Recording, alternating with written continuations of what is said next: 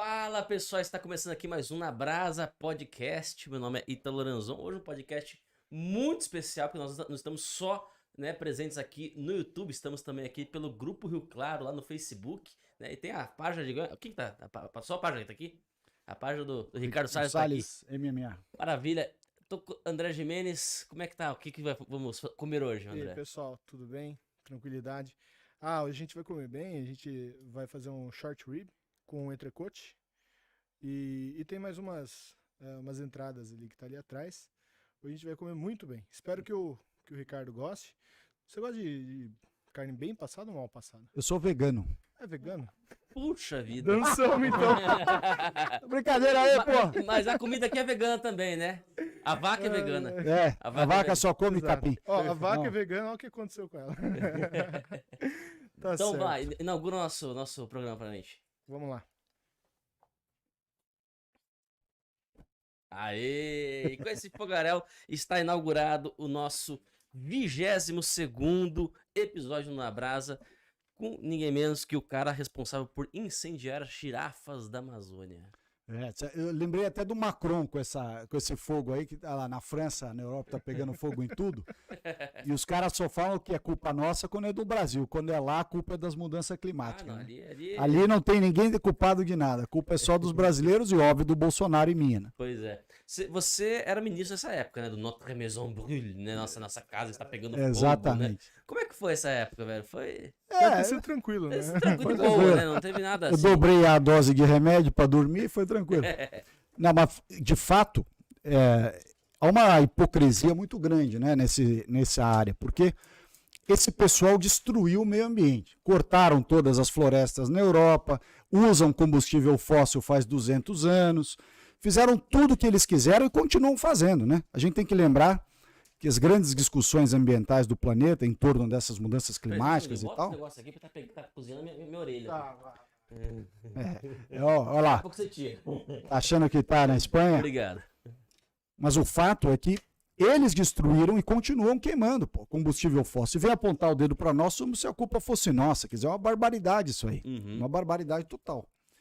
Então a gente precisa falar as coisas firmemente, sabe? Colocar os pingos nos is aí, como diz o meu colega Augusto Nunes lá da Jovem Pan. Perfeito. Enfim, né? A impressão que dá de vez em quando, né? Que eles estão fazendo uma reserva de mercado, né? Então, assim, ó, não explorem você, a Amazônia, porque a gente uma hora vai dar um jeito de tirar da mão de vocês e vai explorar a gente, né? Faz sentido isso? Eles já estão explorando. Se você pensar que há um sem número de ONGs estrangeiras na Amazônia, um monte de estrangeiro perambulando na Amazônia, fazendo coleta de material da biodiversidade, levando amostra de madeira, amostra de pedra preciosa, de ouro, de ferro e tudo, eles já exploram. Já há uma exploração ilegal feita na Amazônia pelos próprios estrangeiros há muito tempo. Eles saem pela fronteira da Guiana, pela fronteira da Venezuela, pela fronteira de não sei aonde, pelo Suriname, por tudo quanto é lugar. Então, isso já acontece pelos estrangeiros na Amazônia, já acontece. Perfeito. Então, a gente precisa criar uma forma de fazer as coisas direito para evitar que façam ilegalmente. Entendi. Eu queria resgatar um pouco aquele episódio que teve, né, que foi muito noticiado, né, as queimadas. Foi justamente no seu primeiro ano, né, como ministro, não foi? Teve no primeiro, teve no segundo e vai ter sempre, como tá tendo mas é um fenômeno natural. Mas o que deu muita polêmica na época foi no seu ano, não foi no primeiro ano, certo?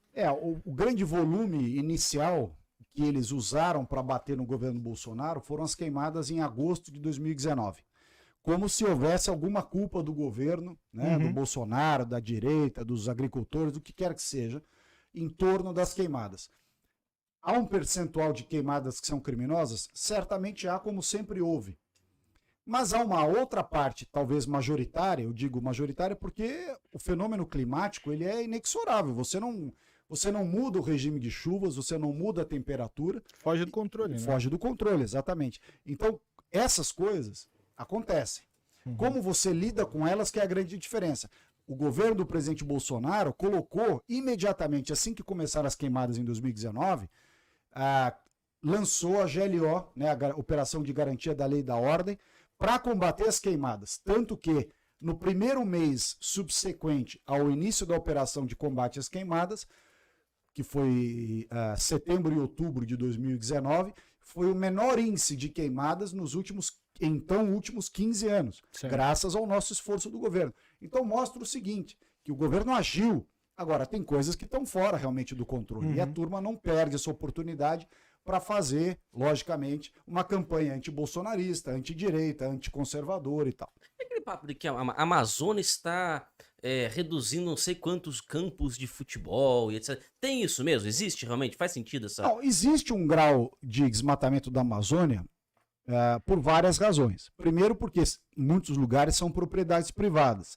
E o Código Florestal, que já é a norma mais restritiva do planeta, nenhum desses países que nos enche a paciência, França, Itália, Alemanha, Portugal, Espanha, Estados Unidos, tem um Código Florestal igual a gente tem. Só que o Código Florestal brasileiro, que é muito restritivo, mas muito, ele diz o seguinte, que na Amazônia, 80% das propriedades tem que manter reserva legal. Significa dizer o seguinte, que os outros 20% que sobram, você pode usar. O que esses malucos querem? Que a gente não use nem os 20%. Quer dizer, é um absurdo. Você tem uma lei que te restringe 80% da sua propriedade e o cara quer te proibir de usar os 20% que sobram. A hora que você falou a primeira proporção, eu achei que fosse o contrário. Não, 80% você não pode usar. Não, o Código Florestal é assim. No bioma Amazônia, 80% da propriedade é reserva legal, não pode usar, 20% pode. No Cerrado, 35% é reserva legal, 65% você pode usar. Nos demais biomas brasileiros, que é Pantanal, Caatinga, Mata Atlântica e Pampa, a reserva legal é de 20%. Então você pode usar 20%, você tem que conservar 20% e pode usar 80%. Então é o contrário, na Amazônia não pode usar 80%, usa 20%, no Cerrado não pode 35%, usa 65%, e nos demais biomas todos, guarda 20%, usa 80%. Então o que esses malucos querem? Que na Amazônia nem os 20% que a lei autoriza seja usado. Esses caras são débeis mentais, porque no país deles não tem Código Florestal. Os caras usam todo o volume de terras agricultáveis. Os Estados Unidos, agora com a pandemia, chegou no absurdo de autorizar, no governo Biden, o bom velhinho aí tudo, autorizou a plantar dentro de unidade de conservação. Você faz isso aqui no Brasil, os caras vão pendurar o Bolsonaro de ponta cabeça. A Europa tirou todas as restrições ambientais. A Alemanha acabou de cortar uma floresta de 12 mil anos para produzir carvão e reativar as termoelétricas. Quer dizer, esses caras são muito bons de apontar o dedo para os outros, encher o saco dos brasileiros, do Bolsonaro, da direita, da agricultura, da agropecuária, mas eles mesmos não fazem o que eles falam. Hipocrisia pura, né? Acusa o que você faz, né? E xinga o que você eu ainda é. tô um pouco aberto com esse número aí. Quer dizer que se eu tiver na Amazônia, se eu compro uma fazenda aí, sei lá, de 100 hectares, eu só posso... Eu comprei os 100. Eu paguei pelos 100. Mas Só pode usar 20. Mas na verdade eu tô levando 20. Isso. Os outros 80 você tem que conservar sob a sua responsabilidade e sem receber nada. Pelo menos no governo Bolsonaro nós conseguimos aprovar a lei do pagamento por serviços ambientais, que no governo chama Programa Floresta Mais, que remunera essa parte que não pode ser usada, ainda que um valor pequeno, que é R$250 por hectare por ano, mas já é o mínimo que você remunera para você ter que abrir mão da sua propriedade privada. É o mesmo que você construir um prédio de 10 andares e dizer, olha, 8 andares você não pode usar. Você só pode alugar ou vender 2 apartamentos, 2 andares. Os outros 8 dos 10 você não pode mexer. É isso. Mas tem que fazer. E de graça, hein? De graça. E é proporcional. Então, se você não adianta você fazer só os 2 também, né? Então, porque se você tivesse. Você vai perder 80% dos 2. Você vai usar só o rol do elevador. Exatamente, né? Porque pode pensar assim, não, então eu vou comprar só os 20, né? Mas você comprar só os 20, aí você vai usar 4 e vai perder 16, assim por diante. É assim mesmo. Cara, é uma doideira, velho. Uma doideira, cara. E como é que. E assim, eu entendo o argumento, né, assim, por trás disso, que é, vamos preservar, porque o bioma, etc. Não, pode preservar, mas de graça não, né? Paga. Uhum. Né? Você preservar com o chapéu dos outros é fácil. Você quer criar uma regra de preservação que atenda o interesse coletivo? Ok, uma opção do Estado. Mas essa opção, pelo menos num país não comunista, que é o nosso caso por enquanto, pelo menos, a gente impõe restrições ao direito de propriedade, impõe restrições à pessoa, você paga por isso. Né? Ninguém é obrigado a sacrificar a sua vida ou o seu patrimônio de graça. Isso é coisa de Cuba, comunista, Venezuela. Brasil não, pelo menos por enquanto. Imagino que lá no Ministério do Meio Ambiente vocês tinham, enfim, né, consultoria com cientistas, com pessoas... Pesquisadores, etc, né? Tinha aí um estudo sobre enfim, qual que seria a importância, se realmente o impacto... Porque assim, tem sempre aquele tom alarmista, né, para as coisas, né? Se você cortar uma árvore aqui, vai desertificar, a Amazônia vai virar um Saara e etc, e vai faltar comida para todo mundo, etc, enfim. Isso é o papo que eles vendem pra gente, né? Bom, a gente sabe, o bom senso diz que isso aí não é verdade. Mas, o que eu quero saber é o seguinte... O quanto de fato a gente pode explorar da Amazônia sem acarretar consequências? A gente tem esse dado? Verdadeiro assim? Então, essa não é uma discussão simples por uma razão um pouco mais complicada, que é a seguinte: a Amazônia não é uma área homogênea, que você olha para a Amazônia e você diz, olha, a Amazônia, se você for no Acre, no extremo do lado esquerdo ali, e você for ao Pará, são regiões muito diferentes entre si. Então não existe uma Amazônia, existem diversas Amazônias. Em cada lugar você tem uma regra de aproveitamento do patrimônio que lá está diferente. Você tem regiões que comportam uma área de pecuária, você tem outras regiões que pela sua vocação e pela riqueza do solo você pode fazer mineração, você tem áreas que podem fazer infraestrutura, por exemplo, ferrovias, ou hidrovias, ou rodovias. Então, ou eventualmente aproveitamento hidrológico para você fazer geração de energia elétrica. Então não existe uma Amazônia, são diversas Amazônias. O que a gente precisa ter em mente? Todo recurso natural tem que ser cuidado e preservado, mas isso não significa, não é sinônimo de intocabilidade. Você não deve dizer que algo é intocável para preservar essa coisa. Ao contrário, você deve dizer o seguinte: qual é o nível de aproveitamento desta riqueza que eu posso ter, ao mesmo tempo em que tem uma política de preservação e até de recomposição, muitas vezes, né? Por exemplo, o manejo florestal, que você tirar árvores específicas justamente para vender a madeira, né? Isso chama-se manejo florestal. Você pega uma determinada área, uma fazenda, por exemplo, divide em talhões. Cada talhão é explorado num ano, você explora num ano, tira alguns espécimes, algumas árvores, no ano seguinte você vai no segundo talhão. Então quando você estiver lá no 10º talhão, aquela primeira área que você começou já recuperou tudo que você tirou. Então é assim que você faz de maneira sustentável o chamado manejo florestal. Alguns lugares têm essa vocação, outras pela riqueza que tem no subsolo. Você pega uma área, por exemplo, em Rondônia, onde tem os diamantes, onde tem os índios cinta-largas, lá na reserva Roosevelt, Zoró e 7 de setembro, em Rondônia. Não tem cabimento você não deixar os indígenas explorarem os diamantes. Com 5% do território da reserva indígena, se ele puder explorar legalmente e com uma regra de exploração, de recuperação e tudo mais, ele vai tirar tanta riqueza que ele consegue melhorar o padrão de vida de todos os indígenas de Rondônia. Então por que você diz para o cara que ele não pode fazer nada? Não pode fazer nada. Faz que nem a Vale do Rio Doce faz no Pará. A Vale no Pará tem uma área de exploração chamada Flona de Carajás, Floresta Nacional de Carajás, onde é a operação de Carajás da Vale. É uma área grande, a Vale usa acho que 3 ou 4% dessa floresta nacional, e com o dinheiro que ela ganha com a exploração de minério de ferro nesses 4%, ela conserva os outros 96%. Então aí é uma coisa inteligente. Você tem recursos, tem tecnologia, tem verba para fazer a preservação dos 96% usando aqueles 4%.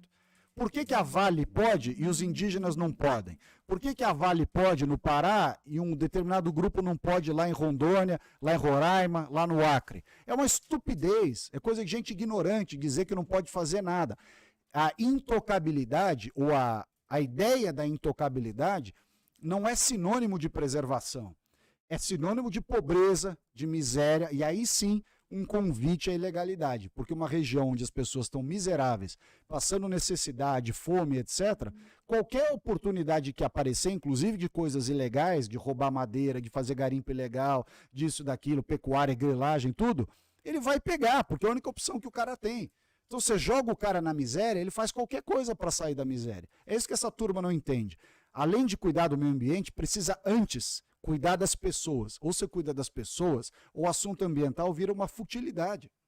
Então precisa ter esse olhar, entendeu? Torna essas opções atraentes, né? O cara não tem o que fazer. Você fala pro cara, você tem perspectiva de trabalhar num açougue? Não. Tem perspectiva de trabalhar numa padaria? Não. Vai trabalhar na banca de jornal? Não. O que o cara tem para fazer lá? Ou é garimpo, ou é madeira, ou é pecuária. Esquece, o cara não tem outra opção, não está muito longe dos centros urbanos. Entendeu? Não adianta olhar para a floresta amazônica com o olhar da Faria Lima, não dá certo. É isso, essa turma que fica falando de ESG, não sei o que, bababá, essa turma muitas vezes nunca pisou na Amazônia, não tem a menor noção da realidade do que acontece ali, entendeu?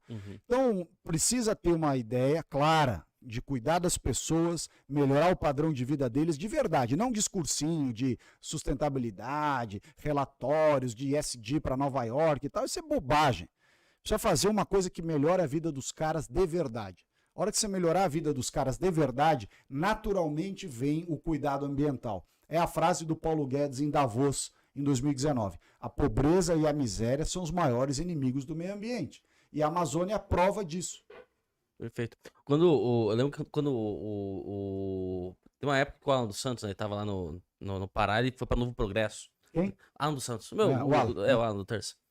E ele chegou a visitar uma reserva, eu não vou me lembrar qual grupo indígena que ele chegou a visitar, mas ele comentou que uma das coisas que muitos indígenas perguntavam pra ele é: quando é que vai chegar o Wi-Fi aqui? Imagina. Internet. Vou contar uma história engraçada. O Mourão organizou uma visita de embaixadores europeus pela Amazônia, para mostrar que a Amazônia não era essa história de tudo pegar fogo e bababá. Muito bem. Nós fomos com os embaixadores europeus para vários países. Estava a ministra Tereza Cristina, eu, o Mourão, fomos em vários lugares. Um dos últimos lugares que nós fomos era uma reserva indígena, lá bem no norte, quase fronteira do Brasil, onde vivem os Yanomamis, chama Maturacá. E lá você só chega com o avião militar, tem uma base militar lá, a pista de pouso é dentro do pelotão de fronteira. E teve uma apresentação, inclusive tem soldados indígenas, é muito interessante. E aí a gente estava lá, e a representante da embaixada inglesa pegou um cacique lá, um indígena lá, de lado para conversar. E eu estava do lado, né? Ela, não sei se ela não percebeu que eu estava lá, ou percebeu, não sei. E ela virou para ele e falou assim, com aquele sotaque de inglês falando português, falou assim: qual é o seu maior sonho? Achando que ele fosse falar, sei lá, rezar pro Rei Sol, né? A natureza, a borboleta. Ele falou assim: turismo, dólar. Isso é Yanomami, que é o cara que vive lá na fronteira. Imagina o resto, no sul do Pará, em Rondônia, no Mato Grosso. Quer dizer, esses débeis mentais querem tratar os indígenas como se fosse um ser da era paleolítica. Esses caras, essa molecada, os jovens, pessoas mais velhas, são brasileiros como nós. Têm sonhos, têm vontades, têm direito de consumir, querem mandar muitos filhos para a universidade, querem comprar medicamento para os filhos, querem comprar bens materiais, querem viajar, querem fazer uma série de coisas. E esse pessoal fica tratando os indígenas como se fosse um bicho de zoológico. Que você vai lá para tirar foto e depois volta para a Europa. Norueguês, francês, sueco, vem aqui, tira uma foto com o indígena e depois se manda de volta para andar com seus carrinhos elétricos lá na Europa. Então o indígena brasileiro precisa ser reconhecido como um cidadão, como qualquer outro, num padrão de direito de escolha, de padrão de vida e tudo mais, como qualquer outro, e não está tratado como um inimputável, como um animal de zoológico, que é do jeito que esse pessoal quer. Eu lembro que quando eu fiz faculdade, eu fiz na Federal aqui de Ciências Sociais, né? Você imagina o que eu enfrentei na... Comunistas. E tinha uma moça que era da Rio Silveira, aqui de Bertioga, aquela reserva, né? E, enfim, veio o pessoal veio incensá-la, né? Não sei o quê. Começou a perguntar sobre enfim, as tradições dela, a língua e tal. Teve um rapaz que perguntou assim: enfim, né? Que sinalizar a virtude, né? Perguntou, e o que vocês pensam, né? Da chegada do homem branco, não sei o quê, não sei o quê, não sei o quê. Eu falei assim, olha, pra falar a verdade, eu nunca pensei sobre isso, né? Eu falei assim, a gente aprendeu na escola, tal, que há 500 anos atrás, tal, não sei o quê. Hoje em dia, foi tanto tempo, foi 500 anos, né? Quer dizer, os caras tentam restaurar o negócio, né? Tentam restaurar um discurso, né? Que não é o dos caras. Né? Você acha o índio chavante lá no fim da Amazônia, lá no Pará, o cara vai pensar, porque os homens brancos vieram há 500 anos atrás aqui e tomaram a nossa terra. Vá pra merda, né, velho? Não tem. Que a educação, do jeito que ela cultiva esse misticismo, né? Toda essa alegoria, né? Que é contada em livro de história por pessoas que não têm vivência, né? São somente teóricos, né?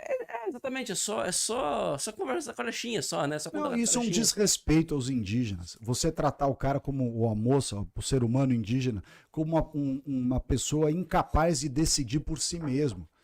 Isso é ridículo. Os indígenas são seres humanos quaisquer como quaisquer outros. Eles têm direitos, têm vontades, devem ter suas vontades respeitadas. Inclusive aqueles que querem viver isolados terem esse direito. Mas eu te garanto que esses que querem viver isolados são uma absoluta minoria. A maioria deles já está incorporado à civilização, querem prosperar, querem trabalhar, querem ter alguma forma de renda, muitas vezes até para manter as suas tradições vivas. Né? Então, há uma falta de respeito desse pessoal da esquerdinha caviar aí, que gosta de militar no assunto indígena, que é absurdo, salta aos olhos. Entendeu? O cara dentro da casa dele, com Netflix, tal, não, porque os indígenas... Vai lá, meu, vai lá. Eu me lembro, olha, vou contar uma segunda história aqui. Tem muita história, não posso contar todas, né? Uma segunda história aqui, interessante. Eu fui, aí saindo um pouco dos indígenas e indo para as comunidades tradicionais. Eu fui lá em Chapuri, onde morava o Chico Mendes. E lá tem uma reserva extrativista que chama-se Reserva Extrativista Chico Mendes, Resex Chico Mendes. Enorme, são 900 mil hectares, é gigante. E lá moram cerca de 3, 4 mil pessoas, que são extrativistas, segundo a lei. Ou seja, pessoas que vivem de extrair da floresta os seus meios de subsistência. Quer dizer, é teoria de comunista da Universidade de Paris, né? Bom, vamos lá. Terra do Chico Mendes. Falei, vou ser massacrado aqui, né? Fizemos uma reunião com umas 250, 300 lideranças dos tais extrativistas. E eu falei, olha, eu tô aqui, sou ministro do meio ambiente, etc. Queria ouvir o que vocês querem. O extrativista levanta a mão e diz assim, ministro Salles, nós estamos aqui há 6 anos pedindo autorização para o seu órgão, ICMBio, para a gente poder usar 10% da reserva, 10%, para ter piscicultura, plantação de café e gado de leite, para a gente tirar os derivados, poder produzir os derivados, queijo, etc., manteiga e tal, e vender. Para a gente ter uma renda melhor, porque ninguém aqui aguenta mais viver de exploração de castanha do Pará, açaí e borracha, látex de seringueira. Ninguém aguenta mais esse troço. Só quer isso daí quem nunca veio aqui.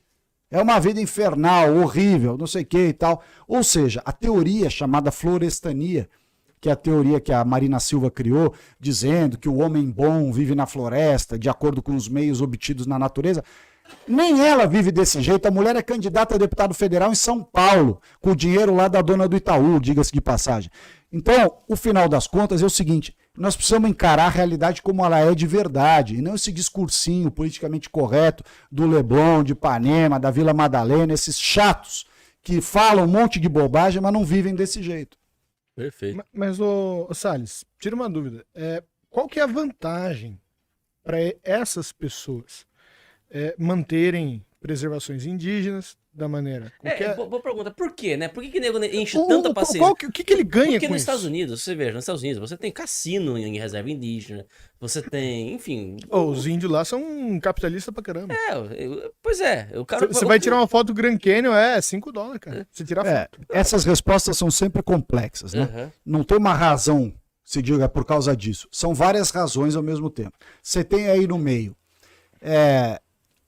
ongueiro que exacerba esse assunto para vender, para arranjar mais contribuição, para arrecadar mais. Você tem uns acadêmicos de Araque que inventam essas teorias para vender pesquisa. E com isso capta dinheiro lá do fundo Victoria and Albert de Londres, do New York University de não sei o quê, para ficar estudando, entendeu? Então o cara inventa uma necessidade para desenvolver uma teoria e com isso conseguir aprovar um projeto para ganhar dinheiro. Então você tem aquele que quer doação, aquele que quer pegar dinheiro de projeto que nunca acaba e não chega a lugar nenhum. Você tem aqueles que fazem exploração política disso, para bater na direita, para bater no Bolsonaro, para bater nos fazendeiros, para bater no não sei o quê, para bater em um monte de gente. E você tem um monte de desavisado que se dividem em dois grupos. Os de boa fé, que é o milionário com peso na consciência, porque o cara ganha tanto dinheiro, né, com banco, com atividade econômica, com empresa listada na bolsa, e ele resolve pagar uma de... Olha como eu tenho consciência social, eu ando de carro blindado, tenho 8 seguranças, viajo de jatinho, mas eu cuido da Amazônia. O cara é palhaço. E de outro lado, você tem os caras que fazem isso para dar uma de gostosão, para dizer, olha como eu sou uma pessoa cosmopolita, eu estou conectado com as melhores ideias de Nova York, Londres, Paris e tal. Filho, você não tem ideia do que acontece no Brasil, você está atrapalhando o desenvolvimento dessas pessoas, forçando com que elas continuem na pobreza e, consequentemente, forçando um ataque ao meio ambiente de pessoas que precisariam melhorar de vida e graças a essa sua mentalidade de deixar as pessoas vivendo nessa idade da pedra aí, que você, aliás, não vive, as pessoas continuam sendo miseráveis. Perfeito. Agora, recentemente, ainda nesse tema, né? Recentemente rolou aquela polêmica do marco temporal. Sim. Né? Explica primeiro pra gente o que é esse marco temporal aí. A Constituição de 88, que é um lixo, uma porcaria, que é o resultado de uma série de lobbies e de esquerdistas complexados que depois do regime militar quiseram se vingar do Brasil, do setor privado, dos militares, de todo mundo.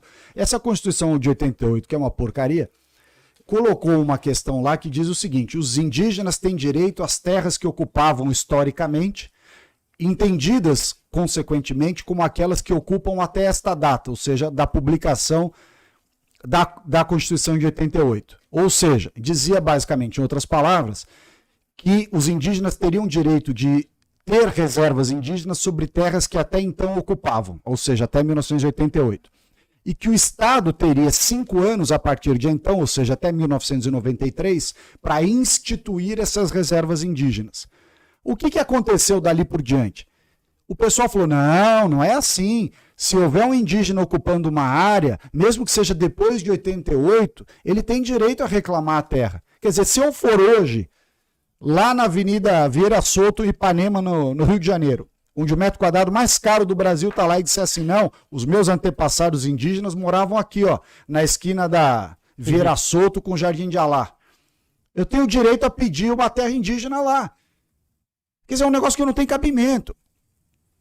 Que doideira. Então a discussão do marco temporal é basicamente dizer o seguinte: tinha uma data de corte para reclamar terra indígena, ou a qualquer momento você pode dizer que aquela terra foi indígena em algum momento, em 1500, 1600, e no século XIII, 100 anos antes de Cristo, seja lá o que for.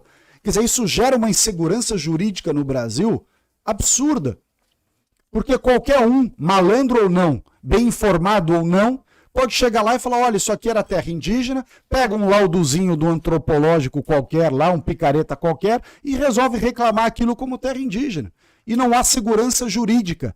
País que não tem segurança jurídica é um país de miseráveis. Então, de novo, a gente pega as ideias da esquerda e vê que elas estão sempre no cerne, do nascedouro da pobreza brasileira. É uma doença latino-americana, esse esquerdismo nosso renitente, que volta. É tipo herpes, né? Exato. É tipo herpes. Mas, não, cara, que doideira, você imagina? Porque é uma coisa que eu sempre falei pras pessoas, né? Pra uma tirania se instalar, não precisa o poder oprimir todos a todo momento. Basta que ele tenha o poder de oprimir qualquer um a qualquer momento. Né? Então... Não quer dizer que, né, porque muita gente eu já vi argumentos, né, pessoas debochando, né, mas você acha realmente, né, que o cara vai pegar, acha que tem alguma chance realmente, né, do cara pegar, sei lá, uma terra indígena aqui em São Paulo, né? Tem chance, lógico. Pois é. Tem muita chance. Está acontecendo em vários lugares, no Mato Grosso do Sul, no Mato Grosso, né? no Goiás, lá no Pará. Então, todo lugar que você vai tem essa discussão. Exato. Aqui em São É uma Paulo, bigorna que fica em cima das pessoas, né?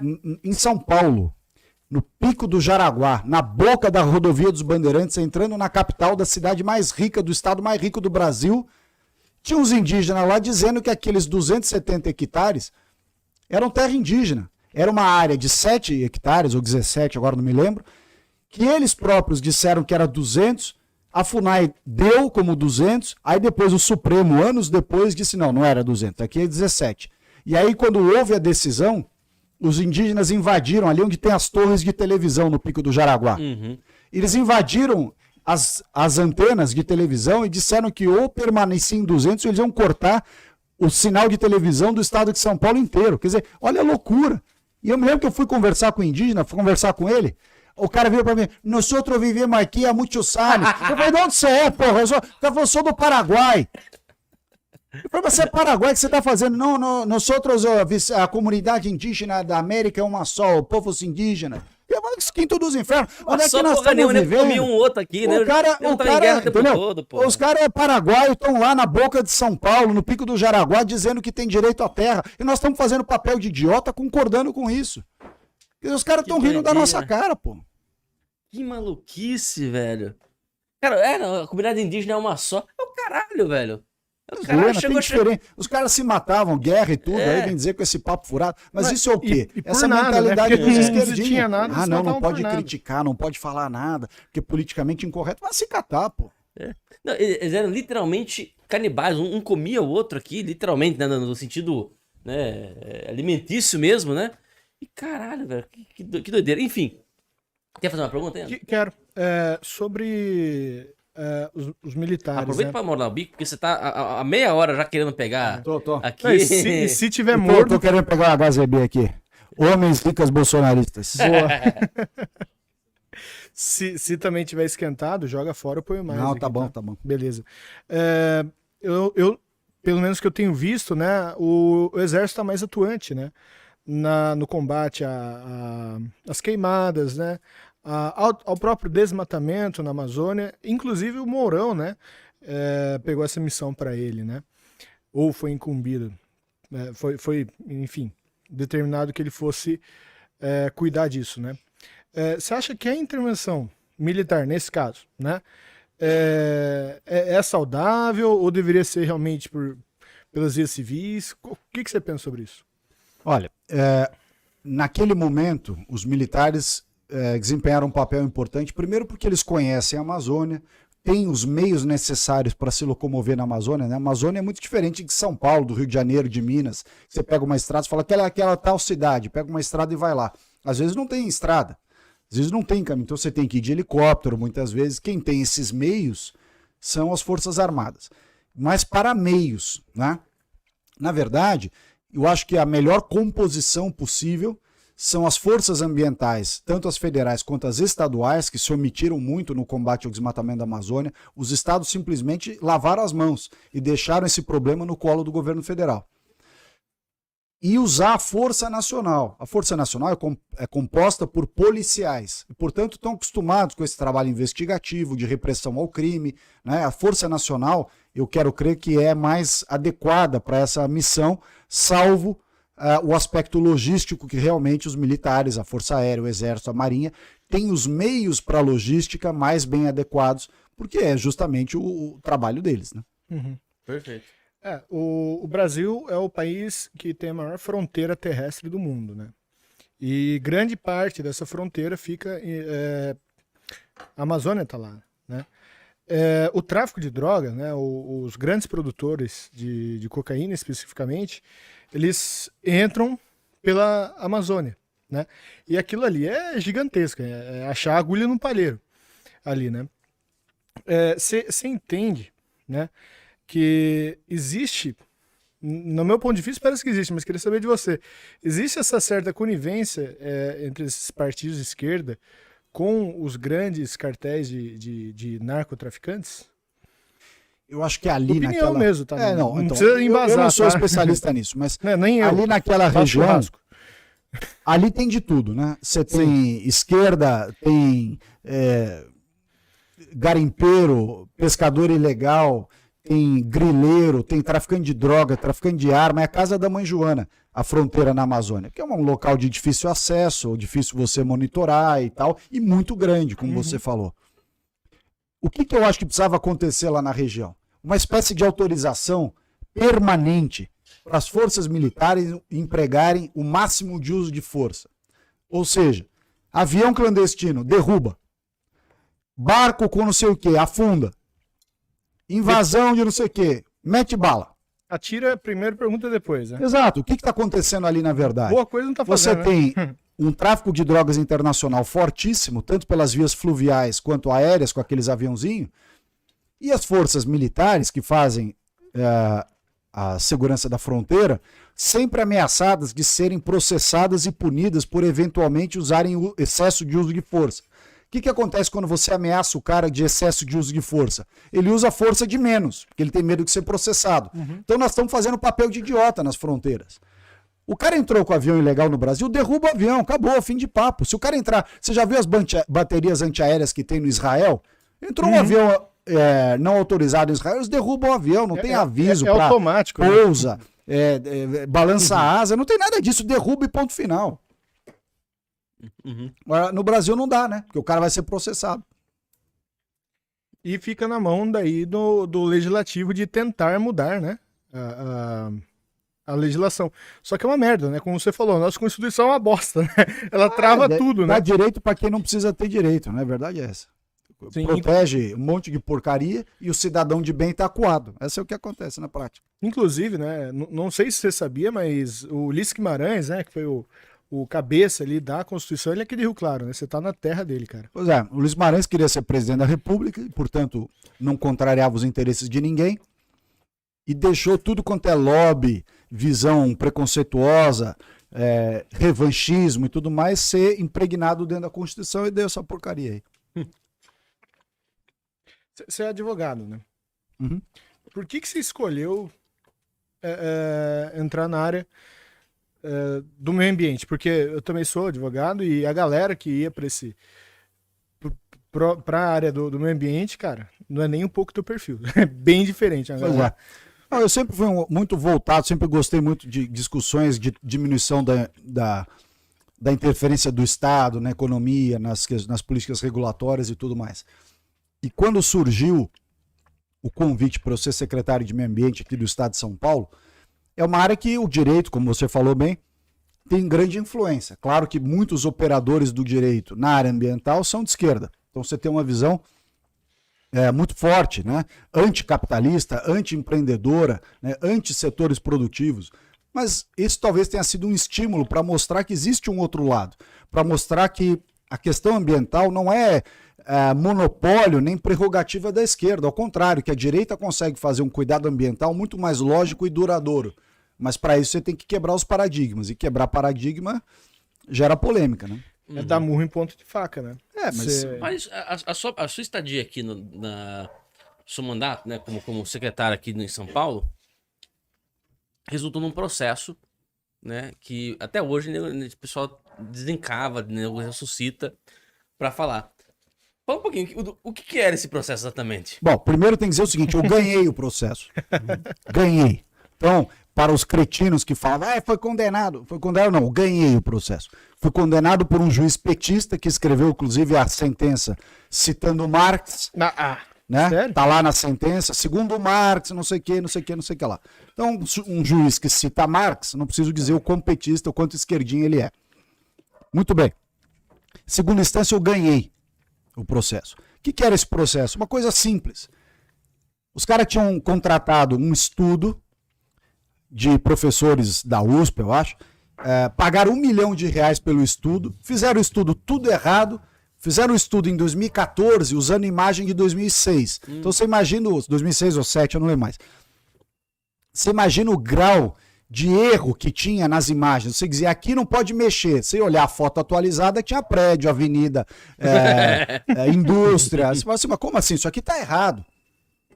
Não, mas essa é a sua ideia. Eu falei, não é questão de ideia, meu filho. Tem uma avenida aqui onde você está dizendo Você não que é pode uma área. negar a realidade, né? Exato. Quer dizer, você faz um trabalho em 2014 com imagem em 2006, é óbvio que você vai errar. E o que a gente fez? Corrigimos esses erros, sob pena de gerar um documento que ia gerar uma série de consequências negativas para o Estado, para o próprio meio ambiente, para os empregos, para tudo.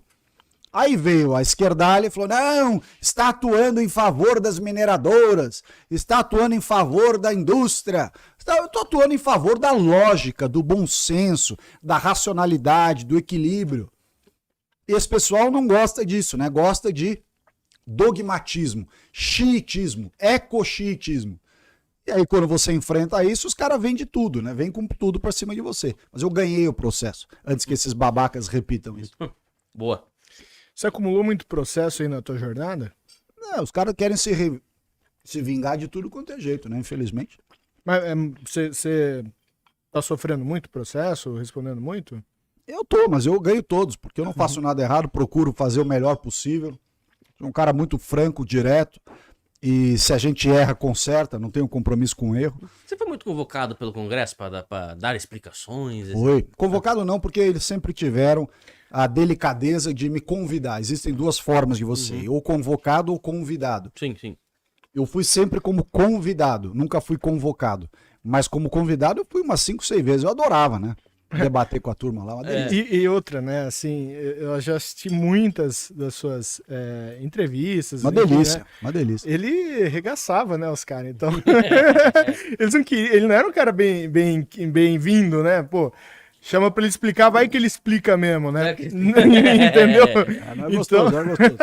Sim. Mas, bom... Muito boa, cara, nem parabéns. Muito boa, cara. Era isso que eu ia falar, ó. O ponto dessa carne é ponto pra homem zica bolsonarista, hein, cara? O que você achou? Não, tá ótimo. O boi tá berrando, hein? Não, tá bom, tá chique. Pouquinho mais pra dar pra pegar pelo chifre aqui, hein? Eu gostei, tá bom. Que bacana. Mas enfim, feliz. Quando a gente pensa em Brasília, a gente pensa sempre em bastidor, né? Acho que é uma coisa que muita gente pensa, né? Eu já ouvi isso muitas vezes, né? Pessoal do chat mesmo, do canal e tal. Assim, o que acontece de verdade não acontece na frente das câmeras, não acontece na frente o que manda mesmo é o bastidor, né? Essas vezes que você foi pro Congresso, teve algum deputado... Ou não, talvez não no Congresso, mas enfim, algum deputado que chegou pra você já fez alguma proposta indecorosa? Não, indecorosa não, porque quando você tem moral e ética e postura, até os vagabundos têm constrangimento em te propor coisa que não deve. Né? Ameaça, então, talvez? Não, ameaça não, porque os caras me ameaçaram, eu meto a mão na orelha dele. Mas eu tive umas coisas engraçadas. Por exemplo, teve um deputado, não vou dizer quem é uma pessoa que eu conheço bem, que tem um eleitorado assim mais diferente, vou usar essa palavra. E aí chegou numa dessas comissões na Câmara que eu tinha sido convidado. Você só não falou o nome, né? Puta que pariu, né? Bom, aí o cara começou a fazer as perguntas assim provocativas, agressivas comigo, que pô, conheço bem o cara, me dou bem e tal, falamos no celular de vez em quando. Eu não entendi, né? Aí fui anotando as perguntas, mas fui ficando bravo. Falei, vou dar uma invertida nesse cara aqui. Só que como você, na verdade, acumula, né? Claro que cada situação é uma situação, mas naquele caso especificamente, 3 ou 4 deputados perguntavam e você respondia os 4 de uma vez. Não era cada um respondia. Então ele perguntou e depois veio um deputado em seguida para fazer as suas próprias perguntas. E esse que tinha feito essas, saiu do lugar dele, veio até mim, assim, na frente do plenário, assim, encostou na minha orelha, falou assim, Salles, não precisa responder não, eu tava fazendo essas perguntas só pra estar no meu Facebook. Eu falei, é um filho da puta mesmo, né? Enfim. Puta merda, velho. Que mau caratismo, né? É a técnica do cara. Tipo assim, ó, não me leve a mal, eu gosto de você, só é meu trabalho, falou.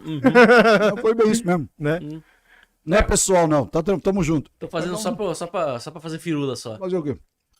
Caramba, velho. Vamos olhar pra frente, né? A gente tá falando de muita coisa pra trás. Putz, a gente passaria a noite aqui, né, comentando, mas vamos olhar pro futuro. Como que você olha o futuro? Com pessimismo, otimismo, esperança, medo, terror? Terror. Né? Veja, conte-nos. eu acho que o Brasil com uma reeleição do Bolsonaro e um bom congresso de direita, conservador, tem um futuro brilhante. O Brasil na mão do PT de volta tem um futuro tenebroso, muito próximo ou até pior em certos sentidos do que está acontecendo na Argentina.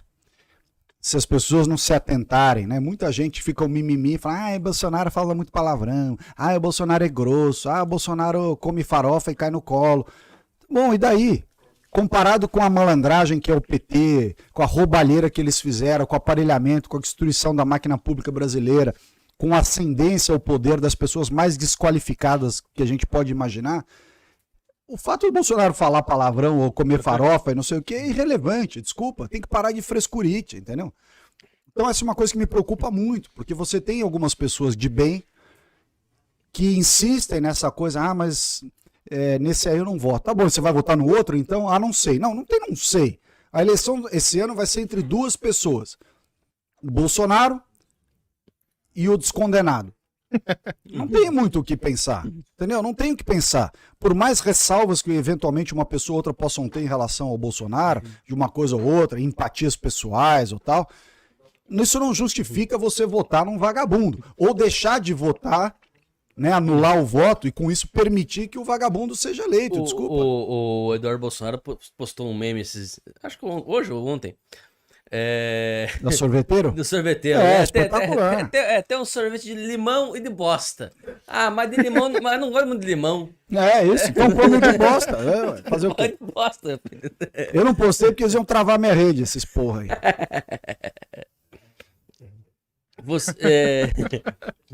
Você ficou... Quando que você saiu do governo? Até quando? No meio do ano passado. Vou fazer uma pergunta... Né? Você responde o que você quiser. Por quê? Porque primeiro eu já tinha feito grande parte das coisas que eu achava importantes, né? Você dar racionalidade, eficiência, melhoria na máquina pública, arrumar uma série de distorções, recompor estruturas que estavam destruídas, colocar racionalidade, inclusive na gestão, por exemplo, do IBAMA e do ICMBio, acabar com a perseguição irracional e trazer bom senso, equilíbrio, respeito às leis. Nós fizemos o programa Floresta Mais, que é pagamento por serviços ambientais, justamente como a gente falou aqui no começo do programa, remunerar quem cuida do meio ambiente. Fizemos o Adote um Parque, para que vários desses esquerdinhas aí que ficam falando, DiCaprio, Gisele Bündchen, não sei mais quem, Greta, o Escambau, dono do banco tal, do cosmético tal, tirassem dinheiro do bolso para cuidar dos parques. Aliás, foi interessante porque muitos disseram, eu adoro o meio ambiente. Tá bom, então adota um parque, não adotaram pomba nenhuma. Deve ter sido uma adesão absurda, né? Não tinha parque suficiente para doar, né? Mas muitos dos que vinham reclamar, eu falava, tem um parque aqui para você adotar. Não, veja bem, então nunca mais fala, porque eu vou esfregar na sua cara que você teve a oportunidade de cuidar de um parque de verdade e você não fez porra nenhuma. Fizemos o Floresta Mais, o Adote um Parque, os decretos criando o mercado de carbono no Brasil voluntário. Fizemos muita coisa, fizemos o programa, fizemos a marco legal do saneamento para resolver o saneamento, que é o maior problema ambiental do Brasil. Fizemos o programa Lixão Zero, que reduziu de 3 mil para 2 mil a quantidade de lixões no país e tendendo a zero. Fizemos muita coisa. Então já tinha feito muita coisa. E eles estavam usando aquela mentira do inquérito das madeiras para me atacar. E, consequentemente, atacar o Bolsonaro. Claro que o alvo maior era o Bolsonaro, mas eu estava sendo usado como bucha de canhão. Eu falei, pera um pouquinho, eu estou aqui há 2 anos e meio como ministro, ganhando um salário desproporcional ao nível de responsabilidade que eu tenho, longe da minha família, longe dos meus amigos, longe da minha casa. Já fiz praticamente tudo o que eu queria. Quer saber? Política é uma espécie de corrida de revezamento. Eu já fiz minha parte, está aqui o bastão, vou cuidar da minha vida, vou descansar um pouco e ano que vem a gente vê o que faz. Não foi isso que aconteceu, quer dizer, eu não estava disposto a ficar sendo desgastado e atacado injustamente, principalmente porque a maioria das coisas importantes para serem feitas já estavam feitas. Então... Perfeito. Você compunha nos ministérios do Bolsonaro o que a imprensa começou a chamar de ala ideológica, né? Aquela pessoa que é abertamente conservador e que se posiciona como conservador, né? Na época, o Weintraub, o Ernesto, né? E alguns outros aí. Desses aí, o Weintraub, né? Acabou rompendo com o governo, né? Você conhece o Weintraub assim bem? Como é que é a sua Não, relação? não conheço bem, mas conheço. Uhum. Eu acho que o Abraham é um cara que fez um trabalho no Ministério da Educação importante, porque, veja bem uma coisa que pouca gente lembra. Os ministérios mais difíceis são os ministérios onde tem ideologia. Educação, relações exteriores, cultura, meio ambiente. Entendeu? Você falar de fazer obra, fazer caminhão-pipa, é ridículo do ponto de vista de desafio, porque basta você ter uma equipe competente para não deixar roubar e executar o orçamento. Agora, você combater a ideologia de esquerda em tudo que acontece, né, em órgãos muito aparelhados pela esquerda, com normas aparelhadas, com normas feitas à luz de uma ideologia atrasada e retrógrada, não é fácil. Uhum. Então o Abraham pegou o ministério muito aparelhado. E eu aqui não estou defendendo a briga do Abraham com o presidente, que eu acho que ele está errado. Mas eu estou só dizendo o seguinte, ele pegou uma bucha do caramba. Um ministério super aparelhado, gigantesco, com um dinheirão lá dentro. Quer dizer, um monte de gente querendo influenciar lá por ideologia ou por roubalheira. E ele botou ordem na casa, fez muita coisa. Não fez tudo o que podia, ou que deveria, talvez, mas também não fez porque nem sempre você tem condições de fazer. E ele saiu do governo, de certa forma, muito injustiçado, porque não fez nada errado. Uhum. E ele foi embora para os Estados Unidos, ele e o irmão dele, foi o presidente que o colocou lá. É verdade isso, o presidente conseguiu a vaga para ele. Tem todo o mérito do Bolsonaro em ter feito isso. E o Abraham, no final das contas, se ressentiu por ter ido lá para fora e talvez não ter tido a atenção, o espaço, o diálogo que ele gostaria de ter, tendo em vista que ele foi um ministro que encarou a briga fortemente mesmo. Uhum. Mas a forma como ele reagiu a isso, se indispondo com o governo, enfim, lavando roupa suja em público, para falar o português claro, e eu entendo que é uma forma errada. Ainda que você possa ter críticas, tenha comentários a fazer, faça isso reservadamente. Porque o outro lado vai pegar isso e vai se aproveitar para fragilizar o presidente. E foi o que aconteceu. Então, nesse aspecto, eu acho que ele errou muito. Uhum. Mas isso não faz do trabalho que ele fez no Ministério da Educação um trabalho ruim. Sim, sim. Acho que, pelo que eu me lembro, né, a coisa começou quando ele ainda, lá no cargo que o presidente conseguiu para ele, né, bem lembrado por você, ele se lançou para candidato a governo aqui por São Paulo, né? Contrário à estratégia do presidente, né? E isso acabou gerando aí, acabou ficando uma rusga, isso, né? mostra um pouco o amadorismo da política do lado da direita, né? Uhum. Eu ouvi uma vez uma metáfora aí, um eufemismo que o pessoal criou, dizendo, nós pusemos a cereja do bolo antes de fazer o bolo. E é verdade, nós elegemos o Bolsonaro. O Olavo usava muito esse o Olavo usava esse argumento. Você criou, aliás, uma das últimas lives deles foi com a gente lá no Conservatório, e ele falou justamente isso, ele falou, a direita brasileira, né, os conservadores, seja lá o que for, tiveram a sorte de ter um Bolsonaro que se elegeu presidente, mas faltava ali uma experiência pretérita de muita gente em ser governo, em ter uma experiência prévia de governo. O próprio governo do presidente Bolsonaro tinha muita gente boa tecnicamente, com boas ideias, gente correta, honesta e tudo, mas muitos que nunca tinham tido experiência em governo. Então você demora para você entender onde é que apaga a luz, onde acende a luz, onde é que é o banheiro, entendeu? Eu estou usando aqui uma metáfora, mas é um pouco isso. Então, essa rápida ascensão da direita com o presidente Bolsonaro foi muito bom, muito importante para frear o PT naquele momento e tal, mas cobra um preço de você ter tido uma ascendência meteórica e não ter passado passo a passo governos municipais, governos estaduais, ministérios, enfim, pouca gente tinha experiência pública pretérita, né? Então, enfim, isso cobra um preço.